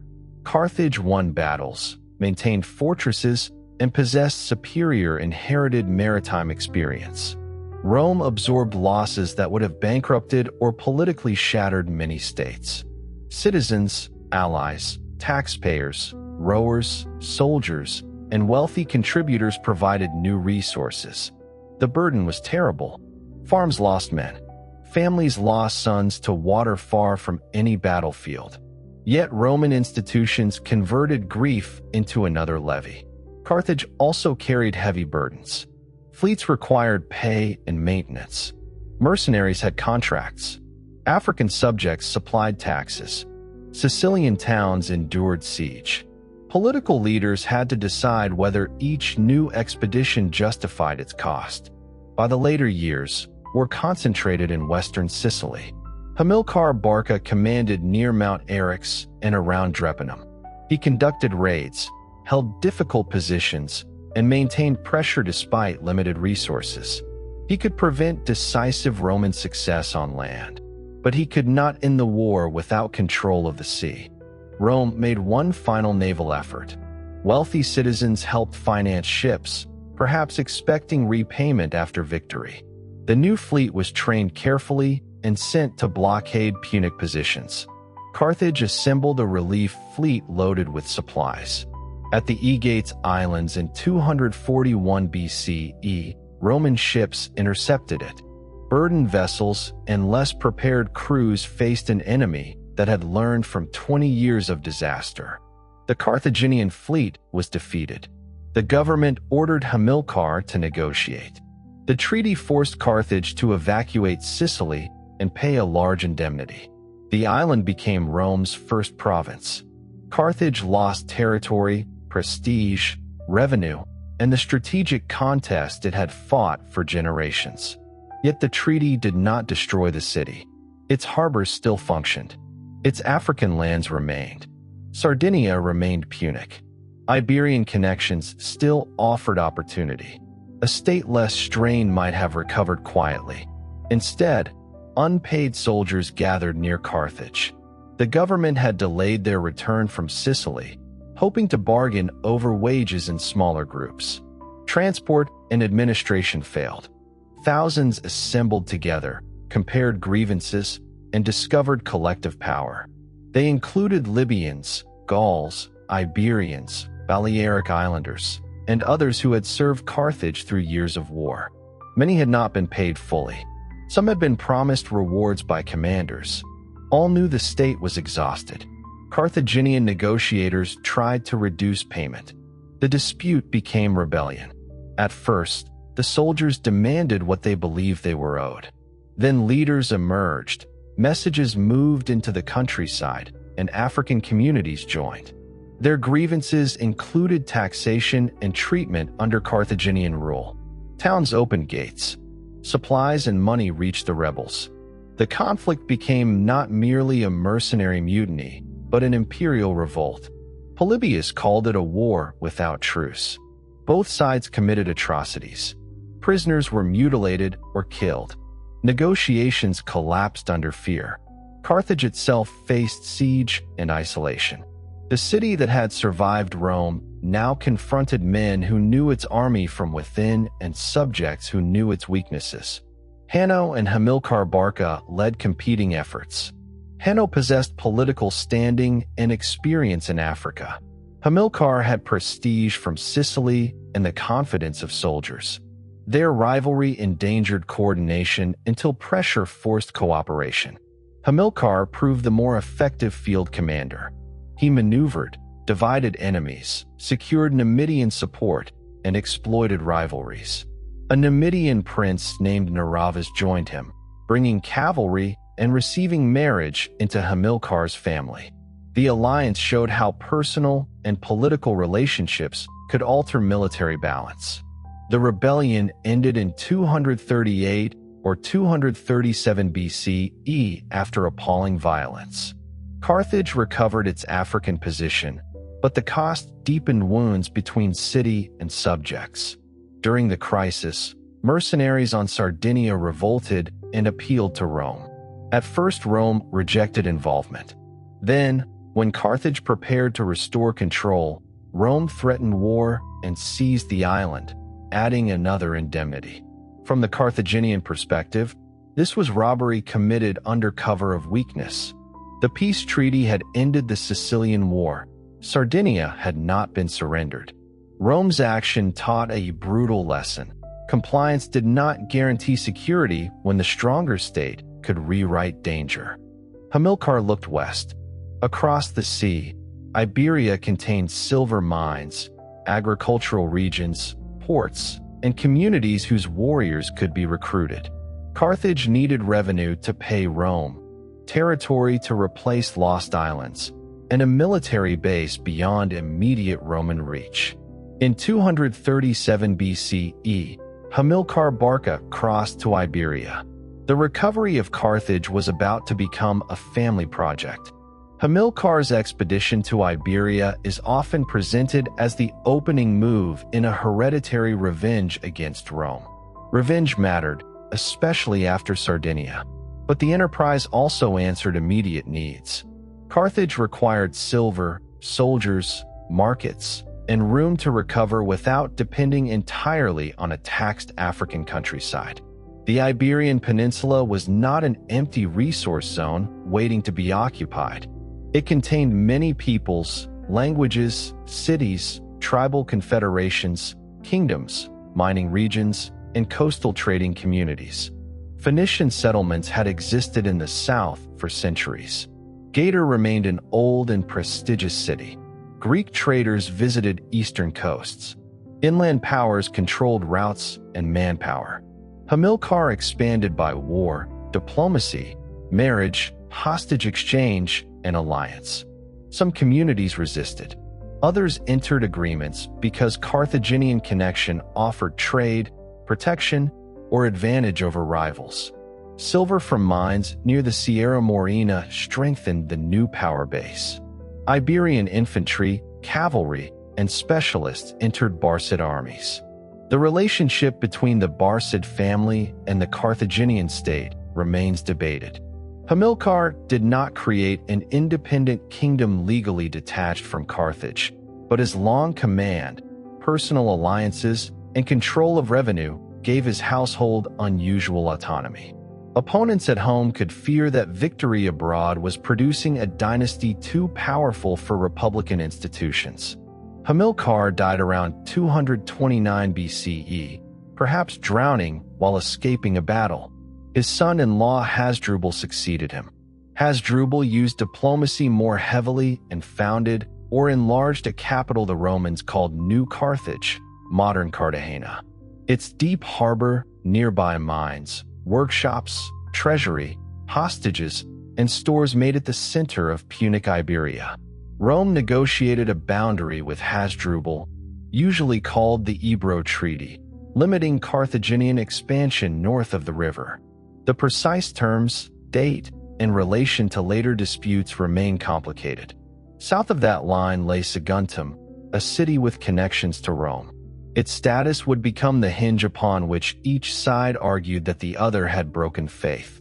Hasdrubal was assassinated in 221 BCE. The army acclaimed Hannibal, Hamilcar's son, as commander. Carthaginian authorities confirmed the appointment. He was still young, but he had grown inside the Iberian project. He knew its officers, peoples, languages, and political bargains. Later tradition remembered the oath of hatred to Rome that Hamilcar required from him as a boy. Whether spoken exactly as told, the story captured a life shaped by the consequences of the First War. Hannibal spent his first years consolidating control. Then he moved against Saguntum. The city lay south of the Ebro, but Rome regarded it as protected. Hannibal may have believed Rome was using Saguntum to interfere inside an acknowledged Carthaginian sphere. Saguntine factions and disputes with neighboring peoples intensified tension. Appeals traveled. Neither side wanted to concede the legal meaning of the other's commitments. Hannibal besieged Saguntum in 219 BCE. The siege lasted months. The city fell before Rome intervened militarily. Roman envoys came to Carthage and demanded Hannibal's surrender. In the Senate, the argument was not simply whether one general had acted rashly. To surrender him would weaken the Barcid position, accept Rome's interpretation of the treaties, and admit that Roman friendship could reach south of the Ebro whenever Rome chose. To refuse risked another war with a state that had taken Sicily and Sardinia. The Carthaginian government refused. A Roman envoy gathered his toga into a fold and declared that he carried peace and war. Carthaginians told him to choose. He released war. The scene may have been polished by historians, but it expresses the starkness of the decision. Once honor, treaty interpretation, factional rivalry, and strategic fear converged, compromise became politically harder than catastrophe. Hannibal did not wait for Rome to bring war to Iberia or Africa. He planned to cross the Alps and enter Italy from the north. The march was a logistical and diplomatic gamble. He had to secure the route through Iberia and Gaul, leave forces behind, move elephants, feed tens of thousands, negotiate with communities, and reach the Pa Valley before the army dissolved. Losses in the mountains were severe. Yet in 218 BCE, survivors descended into Italy. For Carthage, the invasion offered a strategy rather than a spectacle. Rome's strength came from its Italian alliance system. Hannibal aimed to defeat Roman armies, demonstrate that Rome could not protect its allies, encourage defections, and build a coalition capable of forcing a negotiated settlement. He did not need to storm Rome's walls if Italy ceased to provide Rome with men. The first victories made the plan plausible. At the Ticinus and Trebia, Roman armies were beaten. Gauls joined Hannibal. In 217 BCE, he crossed difficult marshes, lost an eye to infection, and drew the consul Flaminius into an ambush beside Lake Trasimene. A Roman army was trapped between hills and water and destroyed. News traveled south by road and ship. In Carthage, supporters of the Barcids could claim their investment had been justified. Opponents could not easily dismiss a commander who had crossed the Alps and defeated Rome repeatedly. But victory also created decisions. How much reinforcement should be sent? Which theaters mattered? Could Iberia be stripped safely? Should Sicily rise? Could Philip V of Macedon become an ally? Would Italian defections sustain the army? The Carthaginian state did support the war, but not through a single concentrated effort that matched Hannibal's needs at every moment. Troops, money, officers, and fleets were assigned across Iberia, Sicily, Sardinia, Italy, and Africa. Some choices reflected factional rivalry. Others reflected genuine strategic necessity. Rome attacked multiple parts of the Punic system precisely to prevent all resources from reaching Hannibal. In 216 BCE, the Roman Republic assembled another enormous army and sought decision near Cannae. The battle became Hannibal's masterpiece. His center yielded under Roman pressure, while stronger African infantry turned inward on the flanks. Cavalry victories completed encirclement. The Roman mass was compressed and slaughtered. Ancient casualty figures vary, but the loss was catastrophic. Consuls, senators, officers, citizens, and allies died together. Carthage had never possessed a better opportunity. Capua defected. Other southern Italian communities followed. Macedon moved toward alliance. Syracuse's policy changed after the death of Hiero II. Hannibal sent representatives and evidence of victory to Carthage. According to Livy, his brother Mago poured rings taken from Roman equestrians before the Senate. The image invited a simple conclusion: reinforce Hannibal now, and Rome must fall. But the real strategic picture was less simple. Hannibal lacked siege equipment and supply for an immediate assault on Rome. Many Italian allies remained loyal to the Republic. Latin colonies had deep interests tied to Rome. Defecting cities often expected protection without surrendering autonomy, while Hannibal needed troops and provisions. Rome still controlled many fortified places and sea routes. Roman armies remained in Iberia, threatening the base from which Hannibal's war had been launched. Carthaginian leaders approved support, but reinforcement arrived in amounts insufficient to transform the campaign quickly. Historians have often blamed Hanno and a peace faction for deliberately starving Hannibal of resources. Political opposition mattered, but the claim that Carthage simply abandoned its greatest general exaggerates what the state could move and ignore simultaneous wars. The deeper problem was structural. Hannibal commanded a coalition built around personal authority and battlefield success. Rome commanded an alliance system woven through colonies, citizenship grades, land settlements, hostages, obligations, roads, and shared fear. Destroying armies did not automatically dissolve that system. After Cannae, Rome refused negotiation. That decision changed the meaning of every Carthaginian victory. Hannibal could win battles, but the opponent would not treat battle as final. Rome raised new forces, avoided fighting on his preferred terms, attacked his allies, and opened pressure elsewhere. The war spread across the Mediterranean. In Sicily, Syracuse aligned with Carthage, but Roman siege eventually captured the city. Archimedes died during the sack. Punic efforts continued in parts of the island, yet Rome regained control.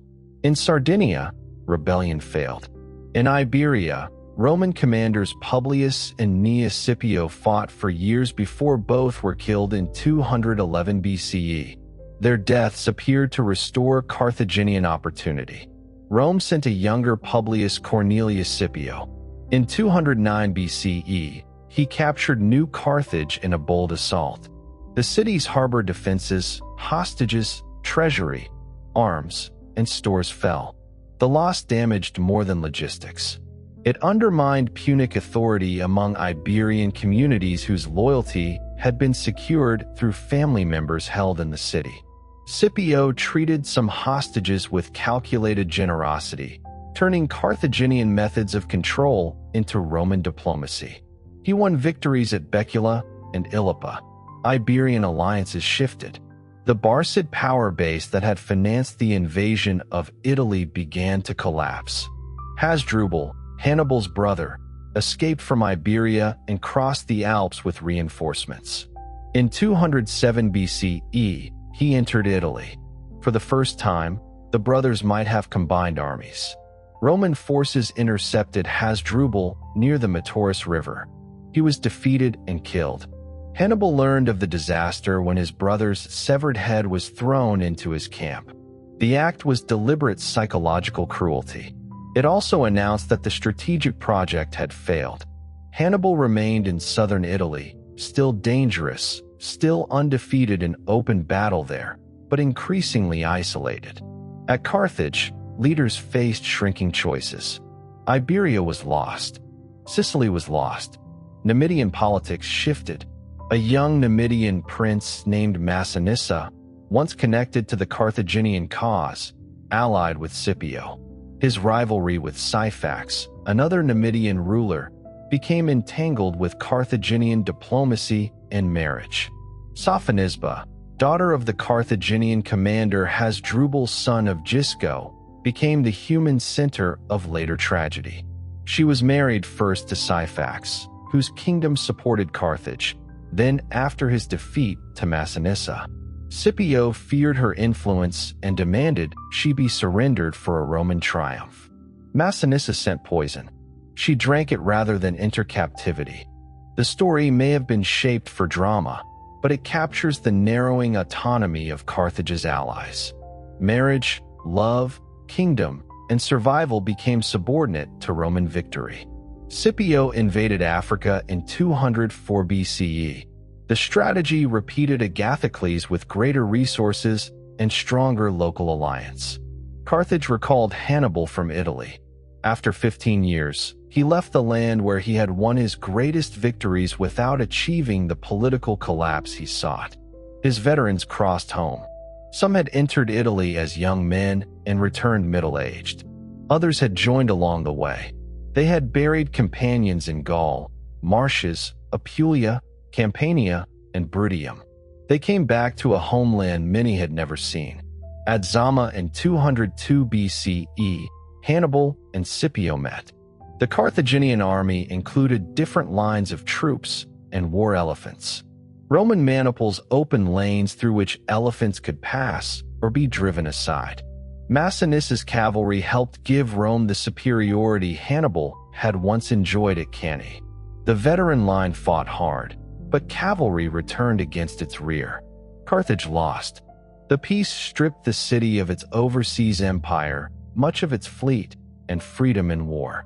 It imposed a huge indemnity. Carthage could not fight outside Africa and could not wage war within Africa without Roman permission.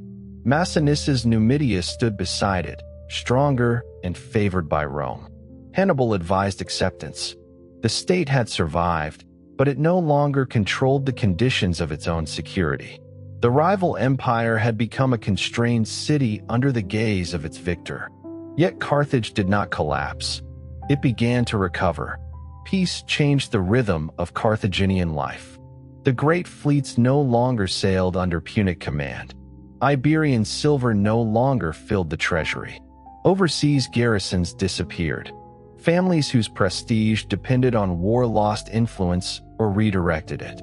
Merchants adapted to a Mediterranean increasingly dominated by Rome. Farmers returned to fields damaged by invasion. Taxes and the indemnity had to be paid. The city's old strengths remained. Its harbor still connected Africa to Sicily, Italy, and the wider sea. Its hinterlands still produced grain, oil, fruit, livestock, and wine. Punic commercial knowledge did not vanish with treaty clauses. Workshops continued. Rural estates recovered. North African products remained valuable to expanding Roman markets. Carthage's prosperity after defeat is sometimes treated as proof that it had been harmless all along. Recovery was real, but it did not erase political tension. The city had to satisfy Rome, manage relations with Numidia, rebuild public finances, and decide what place remained for the Barcid family. Hannibal returned not as an emperor without a throne, but as a famous and controversial citizen. Around 196 BCE, he was elected Tophet. He confronted the body known as the 104 and challenged financial practices that protected wealthy interests. When an official refused his summons, Hannibal brought the matter before the people. He introduced reforms limiting long tenure and exposing the ruling class to greater accountability. He also examined revenue.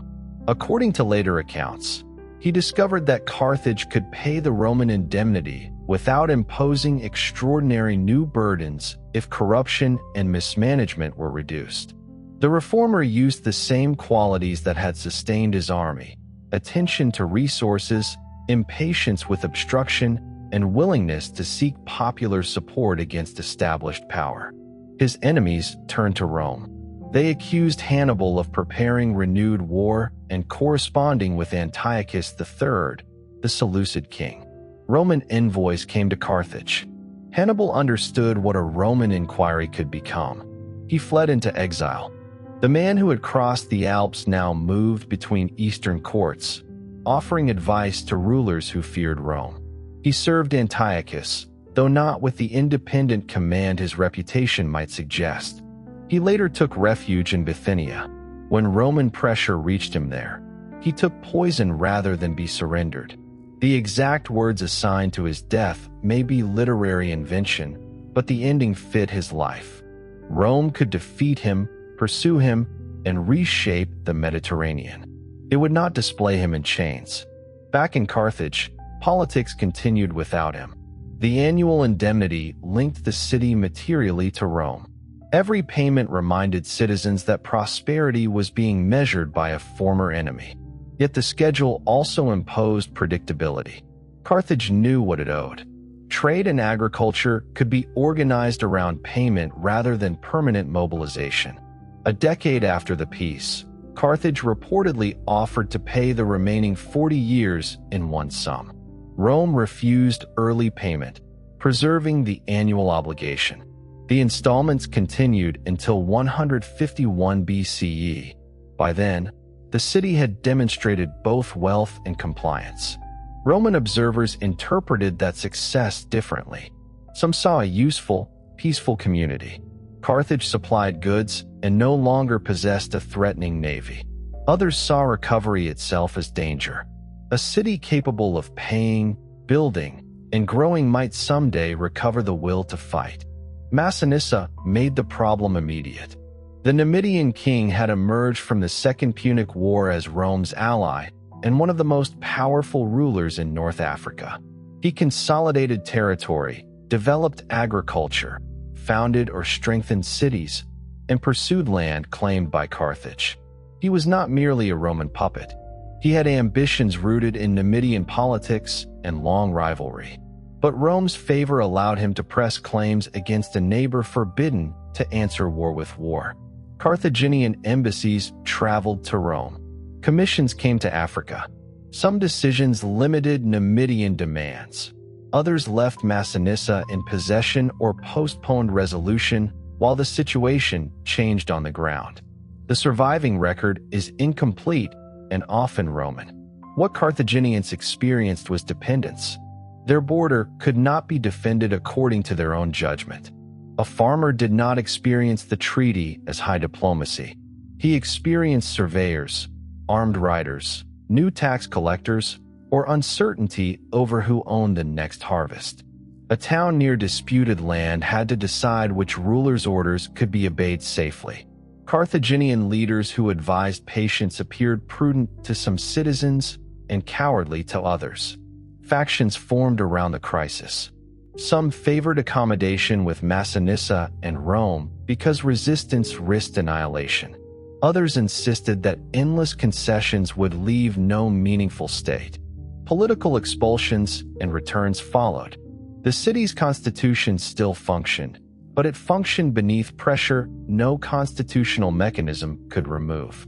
In 153 or 152 BCE, Marcus Porcius Cato visited Africa as part of a Roman commission. Cato was old, severe, and committed to an ideal of Roman discipline already threatened, in his view, by luxury and foreign influence. He saw Carthage's population, harbors, countryside, and wealth.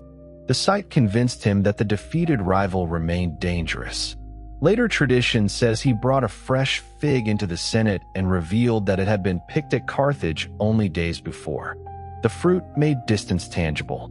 A city rich enough to send freshness across the sea was close enough to threaten Rome. Cato ended speeches with the demand that Carthage must be destroyed. Another senator, Scipio Aemilianus, reportedly argued that Carthage should be preserved. Rome, he believed, needed a rival to maintain discipline. Without fear, Roman society might turn its power inward. The debate was never simply about military capability. Carthage had a tiny fleet and no freedom to wage war. The deeper question was whether Rome would tolerate a prosperous former enemy whose continued existence reminded everyone that Roman supremacy had once been uncertain. Meanwhile, Massinissa continued pressure. Around 151 or 150 BCE, Carthage finally raised an army without Roman permission. The immediate cause involved Numidian attack and internal political conflict. Hasdrubal, not the famous Barcid, commanded the force. The campaign failed. The Carthaginian army was trapped and forced to surrender. During withdrawal, many were killed. The action violated the treaty and gave Rome the legal pretext some senators desired. Carthage attempted to prevent war. Leaders responsible for the unauthorized campaign were condemned. Embassies offered submission. The city placed itself in Roman faith, expecting severe terms but hoping to preserve its existence. In 149 BCE, Roman consuls crossed to Africa with an army. They first demanded hostages. Carthage sent hundreds of children from leading families. Parents accompanied them to the shore, knowing obedience might protect the city and knowing the children were guarantees against resistance. Then Rome demanded weapons. Carthage surrendered armor, artillery, missiles, and other military stores. Ancient quantities may be exaggerated, but the disarmament was extensive. Roman officers praised compliance. Only after the city had given hostages and weapons did the consuls reveal the final demand. The inhabitants could keep their laws, property, and sacred places, they said, but they must leave Carthage. They were to settle inland, away from the sea. The city itself would be destroyed. The demand misunderstood or deliberately rejected what Carthage was. A port relocated inland was not Carthage. The harbors, temples, graves, streets, workshops, houses, and relationship to the sea formed the city's identity and livelihood. Rome offered biological survival in exchange for collective death. Submission ended. Envoys returned with the news. Grief turned to fury. Officials associated with surrender were attacked. Gates closed. The city that had handed away its weapons began manufacturing them again. Workshops operated day and night. Metal was gathered from public and sacred buildings. Timber was cut. People made shields, swords, spears, bolts, and engines. Women's hair was said to have been cut for torsion ropes. Whether every dramatic detail is exact, the scale of emergency labor was real. Carthage rebuilt the means of defense from within itself. The first Roman assaults failed. The walls were formidable, especially across the landward approach. The city possessed multiple defensive lines and towers. Romans struggled with disease, supply, discipline, and commanders who had expected surrender. Punic forces operated outside as well as within the walls, using remaining territory and fortified positions. For 2 years, the war continued without decisive Roman success. Inside Carthage, ordinary life narrowed around survival. Food became scarce. Families crowded into safer districts. The dead required removal. Repairs followed bombardment. Sleep was interrupted by alarms. Children who had once watched ships enter the merchant harbor now learned the sound of Roman artillery. The city's political tensions did not disappear. Hasdrubal, commander of the defense, could be ruthless. Prisoners were tortured on the walls according to hostile accounts, perhaps to prevent negotiation and bind citizens to resistance. Fear operated inward as well as outward. Rome eventually gave command to Scipio Aemilianus. He imposed discipline, closed routes, strengthened blockade, and isolated the city more effectively. A massive mole was built across the harbor entrance. Carthaginians responded by cutting a new opening from the military harbor to the sea, a feat accomplished while Romans believed the fleet trapped. Punic ships suddenly appeared through the new channel. The moment revealed the old city one last time. Engineers, shipwrights, commanders, and laborers using harbor knowledge under siege. The fleet fought, but could not break the blockade permanently. Rome tightened control. Scipio captured the outer harbor and advanced toward the Byrsa. In the spring of 146 BCE, the final assault began. Roman soldiers entered the city and fought through the streets. Tall houses allowed defenders to attack from above. Romans moved across roofs and demolished walls. Fire was used to clear resistance. Ancient descriptions linger over bodies falling with debris, the living trapped among the dead, and soldiers working in shifts through destruction. The struggle lasted 6 days. On the 7th, survivors sought terms. Tens of thousands emerged, exhausted and starving. A smaller group remained in the Temple of Eshmun on the Byrsa. Hasdrubal left them and surrendered to Scipio. His wife, seeing him below, condemned his choice. She killed her children and entered the flames, at least in the dramatic form preserved by What disappeared most completely was Carthage's interior conversation. The burned and scattered archive leaves arguments, memories, and private explanations almost beyond reach. We know that people argued in assemblies, but not the speeches they applauded. We know that treaties were written, but few Punic archives survive. We know that children learned letters, but not the stories used to teach them. We know that priests maintained rituals, but not the full theology behind every title. We know that merchants crossed dangerous waters, but almost none left a memoir. A handful of names opens narrow windows. Mago survives because Romans respected his agriculture. Hanno survives through a Greek version of a voyage. Hannibal survives through enemy historians fascinated by him. Hasdrubal, later known as the philosopher Clitomachus, left Carthage for Athens in the 2nd century BCE and became head of Plato's academy. Ancient tradition credited him with hundreds of works. Almost all are lost. Clitomachus complicates the stereotype of Carthage as practical but intellectually barren. Ancient tradition says that he taught philosophy in Punic before going to Athens, though the chronology of his move is disputed.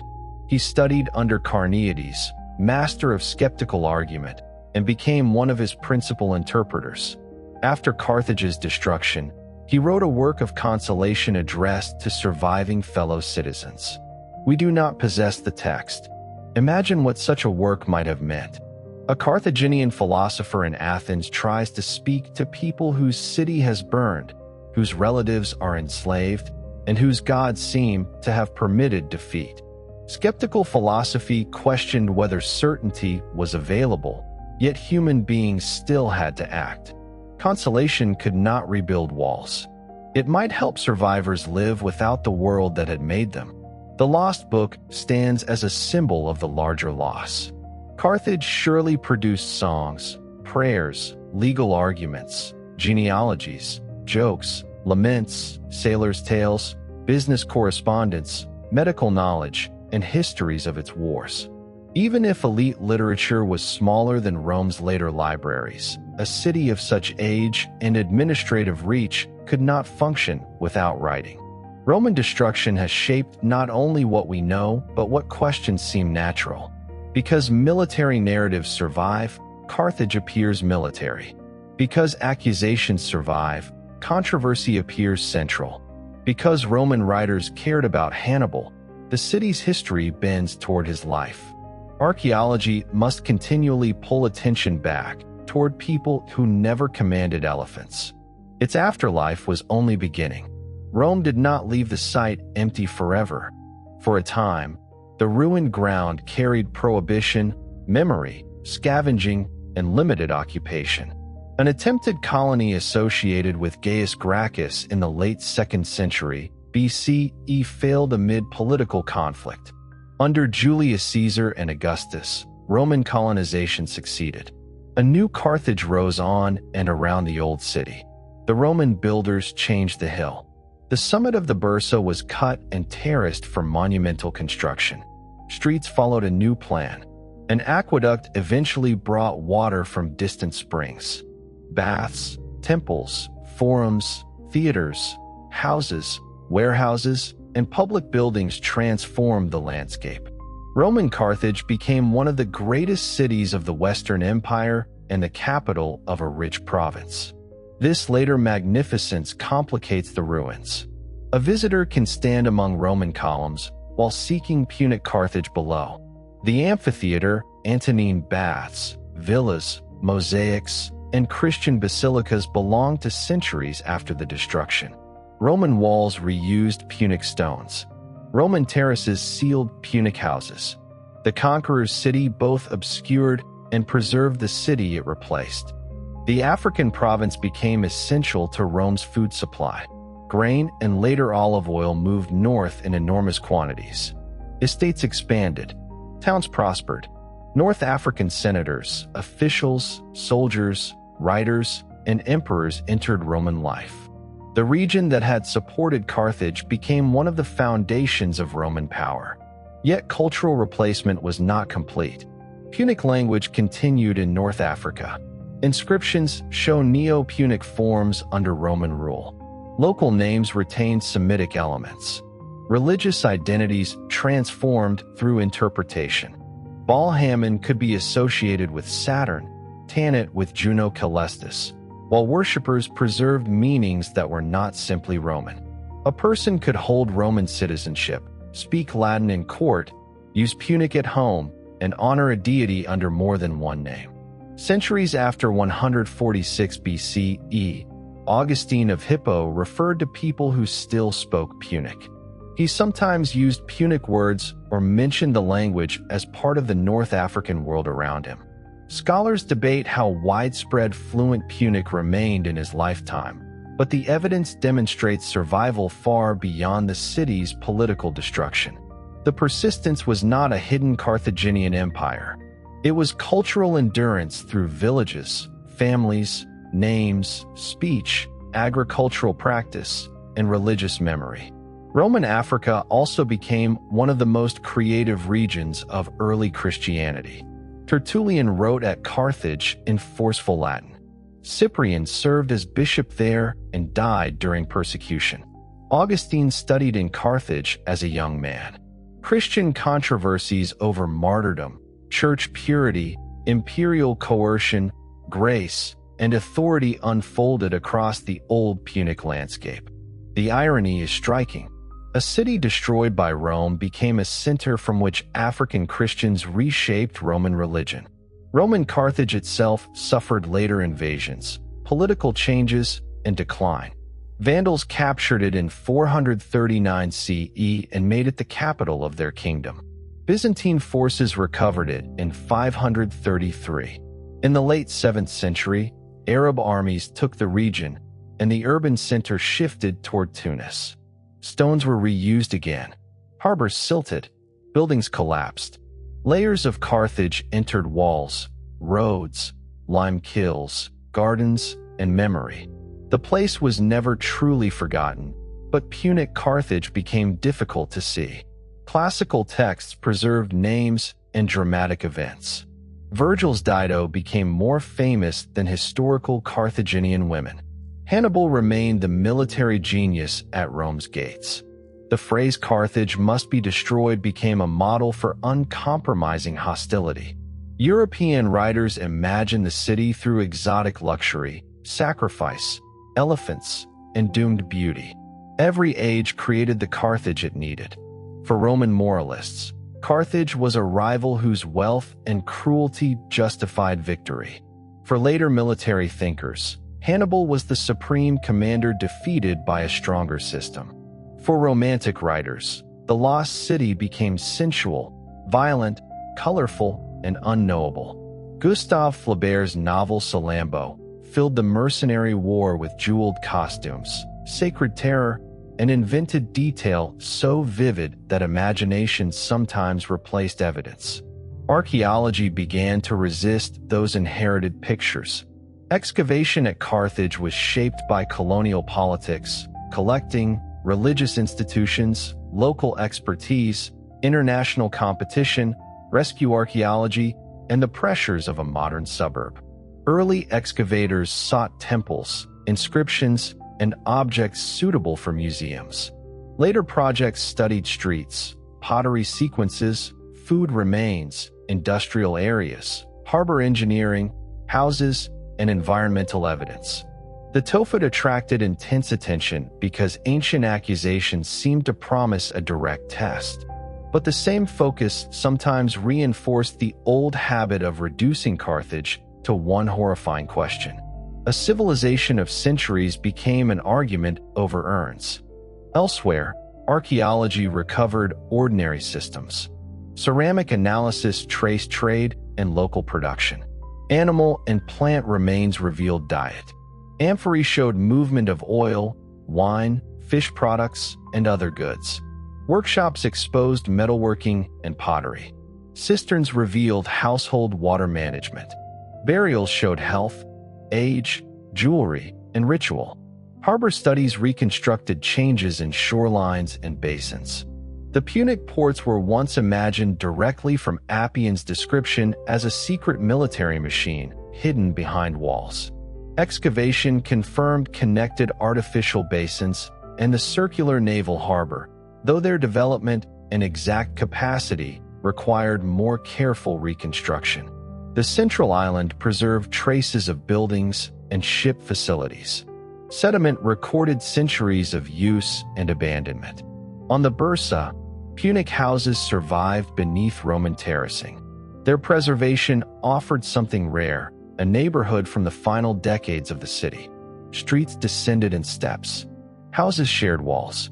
Cistern mouths opened within courtyards. Decorative floors suggested comfort without imperial scale. These rooms matter because they challenge the distance created by war narratives. Hannibal becomes larger than life when he crosses the Alps. A doorway remains human size. The person who stepped across it worried about water, meals, family, business, status, and weather. She may have known of the war in Spain or Italy through reports, but most days required ordinary decisions. The archaeological site today exists within a living urban landscape. Roads divide ancient zones. Houses stand near buried remains. Sea air erodes stone. Tourism supports preservation and creates pressure. Construction threatens deposits. Political change affects funding and management. International designation cannot freeze an entire peninsula in antiquity. Modern Tunisia has its own relationship with Carthage. The site belongs neither to Rome nor to Europe's classical imagination. It lies within a North African nation whose history includes Amazigh communities, Phoenician settlement, Roman rule, Christianity, Vandal and Byzantine states, Islamic dynasties, Ottoman power, colonialism, independence, and modern urban life. Carthage is one layer within that long history, not a vanished European city accidentally located in Africa. Genetic research adds information but also requires caution. Human remains can reveal ancestry, mobility, diet, and kinship. They cannot assign a simple biological essence called Phoenician or Carthaginian. A port city drew people from many places. Cultural identity came through language, community, practice, law, and family, as well as descent. Recent studies of Phoenician and Punic burials across the Mediterranean suggest substantial mobility and mixture. This should not surprise us. Ships moved more than cargo. Sailors settled abroad. Local women and men entered colonial communities. Children inherited multiple connections. Carthage's Semitic language and Tyrian traditions were real. So was its African foundation. The old phrase rival empire of Rome can therefore mislead if it makes Carthage sound like Rome in another costume. The two powers did not organize conquest identically. Rome's strength lay heavily in its Italian citizen and allied manpower, colonies, roads, and gradual incorporation of communities into a political hierarchy centered on the city. Carthage relied more on maritime nodes, subject territory in Africa, allied rulers, negotiated overseas relationships, and armies assembled from diverse populations under appointed commanders. Rome was also commercial, and Carthage was also militaristic. The contrast should not become a morality play between trade and conquest. Carthage fought for Sicily across generations, expanded in Africa and Iberia, and punished resistance. Rome traded throughout the Mediterranean, depended on merchants, and learned naval empire. The difference lay in emphasis and structure. Carthaginian commanders could hold long commands, but were politically separated from the civic magistracy. Roman consuls embodied both annual office and military command. Carthaginian citizens were fewer relative to the populations they ruled. Roman citizenship expanded slowly and unequally, but offered a framework through which defeated communities could become part of Roman manpower. Carthage often governed through tribute, local authority, alliance, and military obligation without comparable incorporation. This difference mattered after disaster. When Rome lost armies, its alliance system still produced new ones. When Carthage's hired troops and African subjects rebelled after the First War, the state nearly died. Yet the comparison should not imply that mercenaries were inherently disloyal, while citizens were inherently virtuous. Roman allies also rebelled when conditions changed. Carthaginian forces could show extraordinary loyalty to effective commanders. Payment was only one form of obligation. Land, status, protection, kinship, and revenge mattered too. Nor was Carthaginian defeat caused simply by merchant cowardice. Citizens fought when the homeland was invaded. Sacred companies of elite citizens appear in accounts of earlier wars. Crews, officers, engineers, and defenders served the state. During the final siege, inhabitants who had surrendered every weapon remade an arsenal and resisted for 3 years. A civilization that would not fight does not end house by house. The sharper question is why its political system could not convert wealth, subjects, and overseas power into the same depth of recoverable manpower and institutional unity that Rome possessed. Part of the answer lies in inequality. African communities bore burdens without sharing equally in Carthaginian citizenship or decision-making. When revolt came, many joined it. Part lies in geography. The maritime network was powerful but vulnerable when islands and Iberia were lost. Part lies in political division. Commanders, councils, popular assemblies, and wealthy families did not always align. Part lies in Rome's aggression and extraordinary refusal to accept defeat. And part lies in contingency. Storms could have destroyed a different fleet. Regulus might have secured better terms. Hasdrubal might have reached Hannibal. Numidian allegiance might have remained Punic. Rome might have accepted Carthage's submission in 149 BCE without demanding evacuation. History was not a contest in which the better civilization naturally won. It was a sequence of decisions made under pressure, many of them reversible until they were not. The same caution applies to Carthaginian grandeur. The later harbors required immense planning.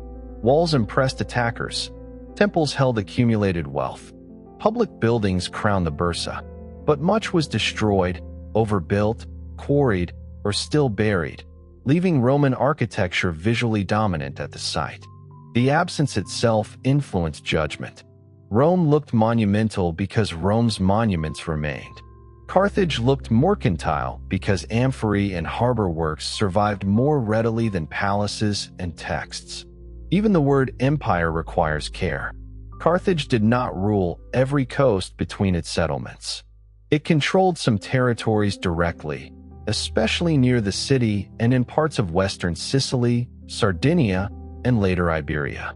Elsewhere, it exercised naval dominance, alliance, tribute, colonial leadership, or commercial privilege.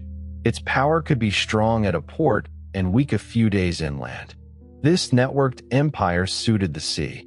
It could expand quickly through agreements and collapse quickly when nodes changed allegiance. Rome's later provincial structure would become more territorially continuous, though Roman control too varied enormously.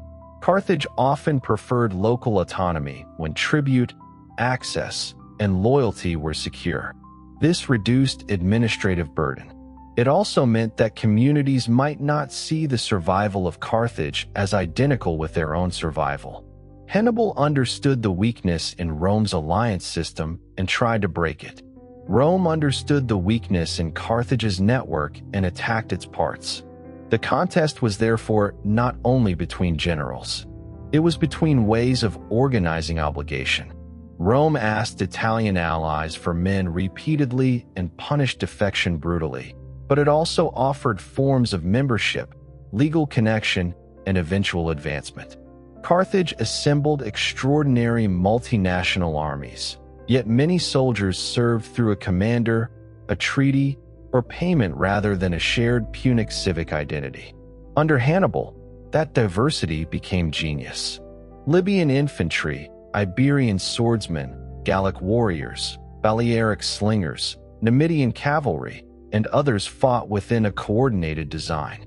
After defeat or unpaid service, the same diversity could fragment. The lesson is not that homogeneous armies win. Rome itself depended on different peoples.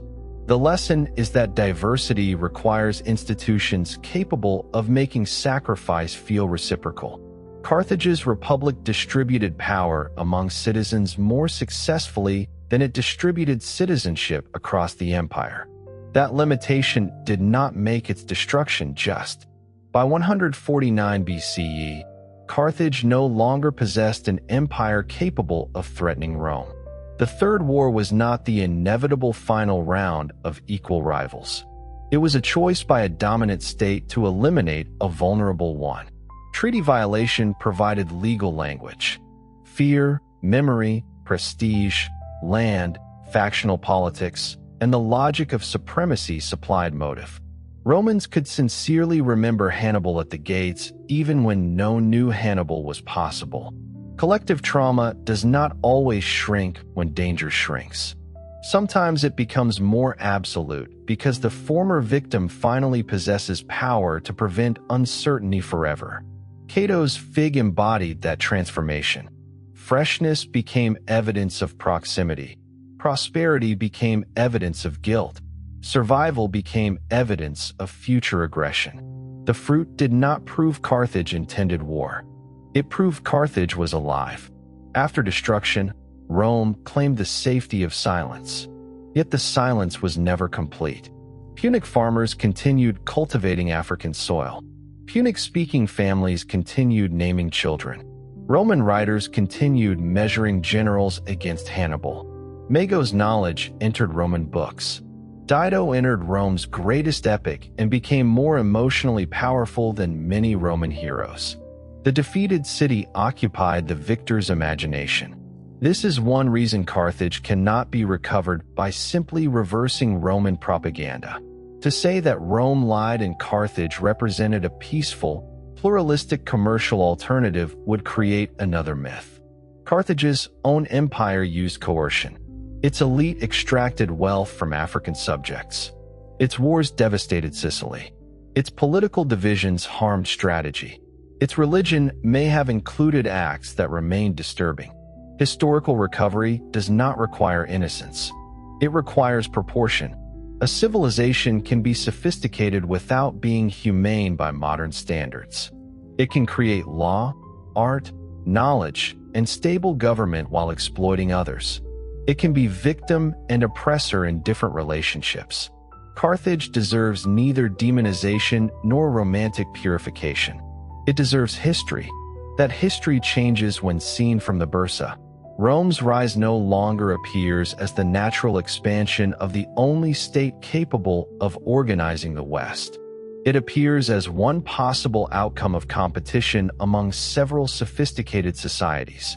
Greek Syracuse, Etruscan cities, Numidian kingdoms, Iberian communities, and Punic Carthage all shaped the world Rome inherited.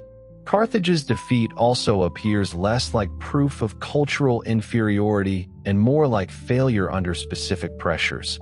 An exhausting first war, a near-fatal imperial revolt, Roman seizure of Sardinia, overextension in the Second War, loss of Iberia and Numidian cavalry, and finally deliberate Roman annihilation. The city showed remarkable resilience at every stage.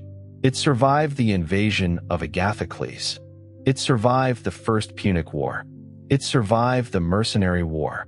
It recovered after Zama and paid its indemnity. It resisted after surrendering its weapons. Political Carthage ended only when Rome destroyed the physical conditions of civic continuity. Even then, memory escaped. A Punic word spoken in Augustine's Africa carried part of it. A farming instruction copied by Columella carried part. A Tanit symbol carved on stone carried part. A harbor basin holding rain and reeds carried part. A philosophical consolation whose title survives carried the shape of a loss even though its sentence has vanished. Modern archaeology adds fragments, not resurrection. No excavation can recover every voice. A cistern does not tell us the private quarrel beside it. A child's urn cannot explain the parent's decision. A coin cannot reveal every hand that held it. Scientific analysis increases knowledge while reminding us how much interpretation remains. But fragments can correct the victor's. The view is beautiful enough to encourage nostalgia. Yet the ancient city was not quiet. It was crowded, unequal, ambitious, fragrant, dirty, devout, practical, and alive. Ships arrived late. Officials argued. Laborers strained. Families grieved. Money changed hands. Political rumors climbed the hill. Somewhere in the last years before destruction, a resident may have stood in nearly the same place and looked toward the sea. Rome had already defeated Hannibal. The indemnity had been paid. Numidian pressure had intensified. Perhaps the person believed war could still be avoided. Perhaps he distrusted the Senate, feared Rome, resented Massinissa, or cared mainly about the next cargo. Below him, the harbors remained the shape of Carthaginian confidence. For centuries, the sea had allowed the new city to become older than kingdoms. It connected Carthage to Tyre after empires rose between them. It brought silver from Iberia, grain from Sicily, soldiers from many lands, Greek pottery, Egyptian symbols, and news from beyond the pillars of Heracles. It carried enemies too. In 146 BCE, smoke moved over the same water. Roman soldiers dismantled the city, but they could not send the sea into exile. They could not make the harbor cease to remember its outline. They could not prevent future builders from finding walls beneath walls. The name Qart Hadasht had meant new city. It was a hopeful name, perhaps deliberately hopeful, carried by people who had crossed from an older homeland and believed a community could begin again on another shore. The name proved prophetic in ways they could not foresee. Punic Carthage was destroyed. Roman Carthage rose. Christian Carthage argued and prayed. Later cities shifted around the Gulf. Modern Carthage grew among the ruins. Each new city occupied the ground without exhausting it. The hill kept earlier lives beneath later ones. Return now to the final Roman assault. The streets burn below the Byrsa. Survivors emerge. Scipio stands within the victory Rome demanded and discovers grief. He quotes the fall of Troy because only poetry can express what policy has done. He understands that Rome may someday become another Carthage. He is right, though not in the simple form he imagines. Rome will be invaded, transformed, divided, and reinterpreted. Its temples will lose gods. Its language will become many languages. Its empire will end in the West. Yet Rome's texts will survive so abundantly that it will continue to narrate the ancient Mediterranean. Carthage will not receive that advantage. Its survival will depend on the stubbornness of material things. Brick remembers dimensions. Sediment remembers harbor water. Teeth remember diet and movement. Inscribed stone remembers names. Agricultural quotations remember a lost book. The city survives wherever evidence refuses complete erasure. That is why Carthage matters beyond the wars it lost. It asks what history looks like when the archive belongs to the victor. It asks whether commercial sophistication softens empire or merely gives conquest another instrument. It asks how a republic can remain stable among citizens while placing intolerable burdens on subjects. It asks why fear survives after danger has passed. It asks what can be known about people whose explanations burned. The answers remain incomplete. They should remain incomplete where evidence is incomplete. But incompleteness is not silence.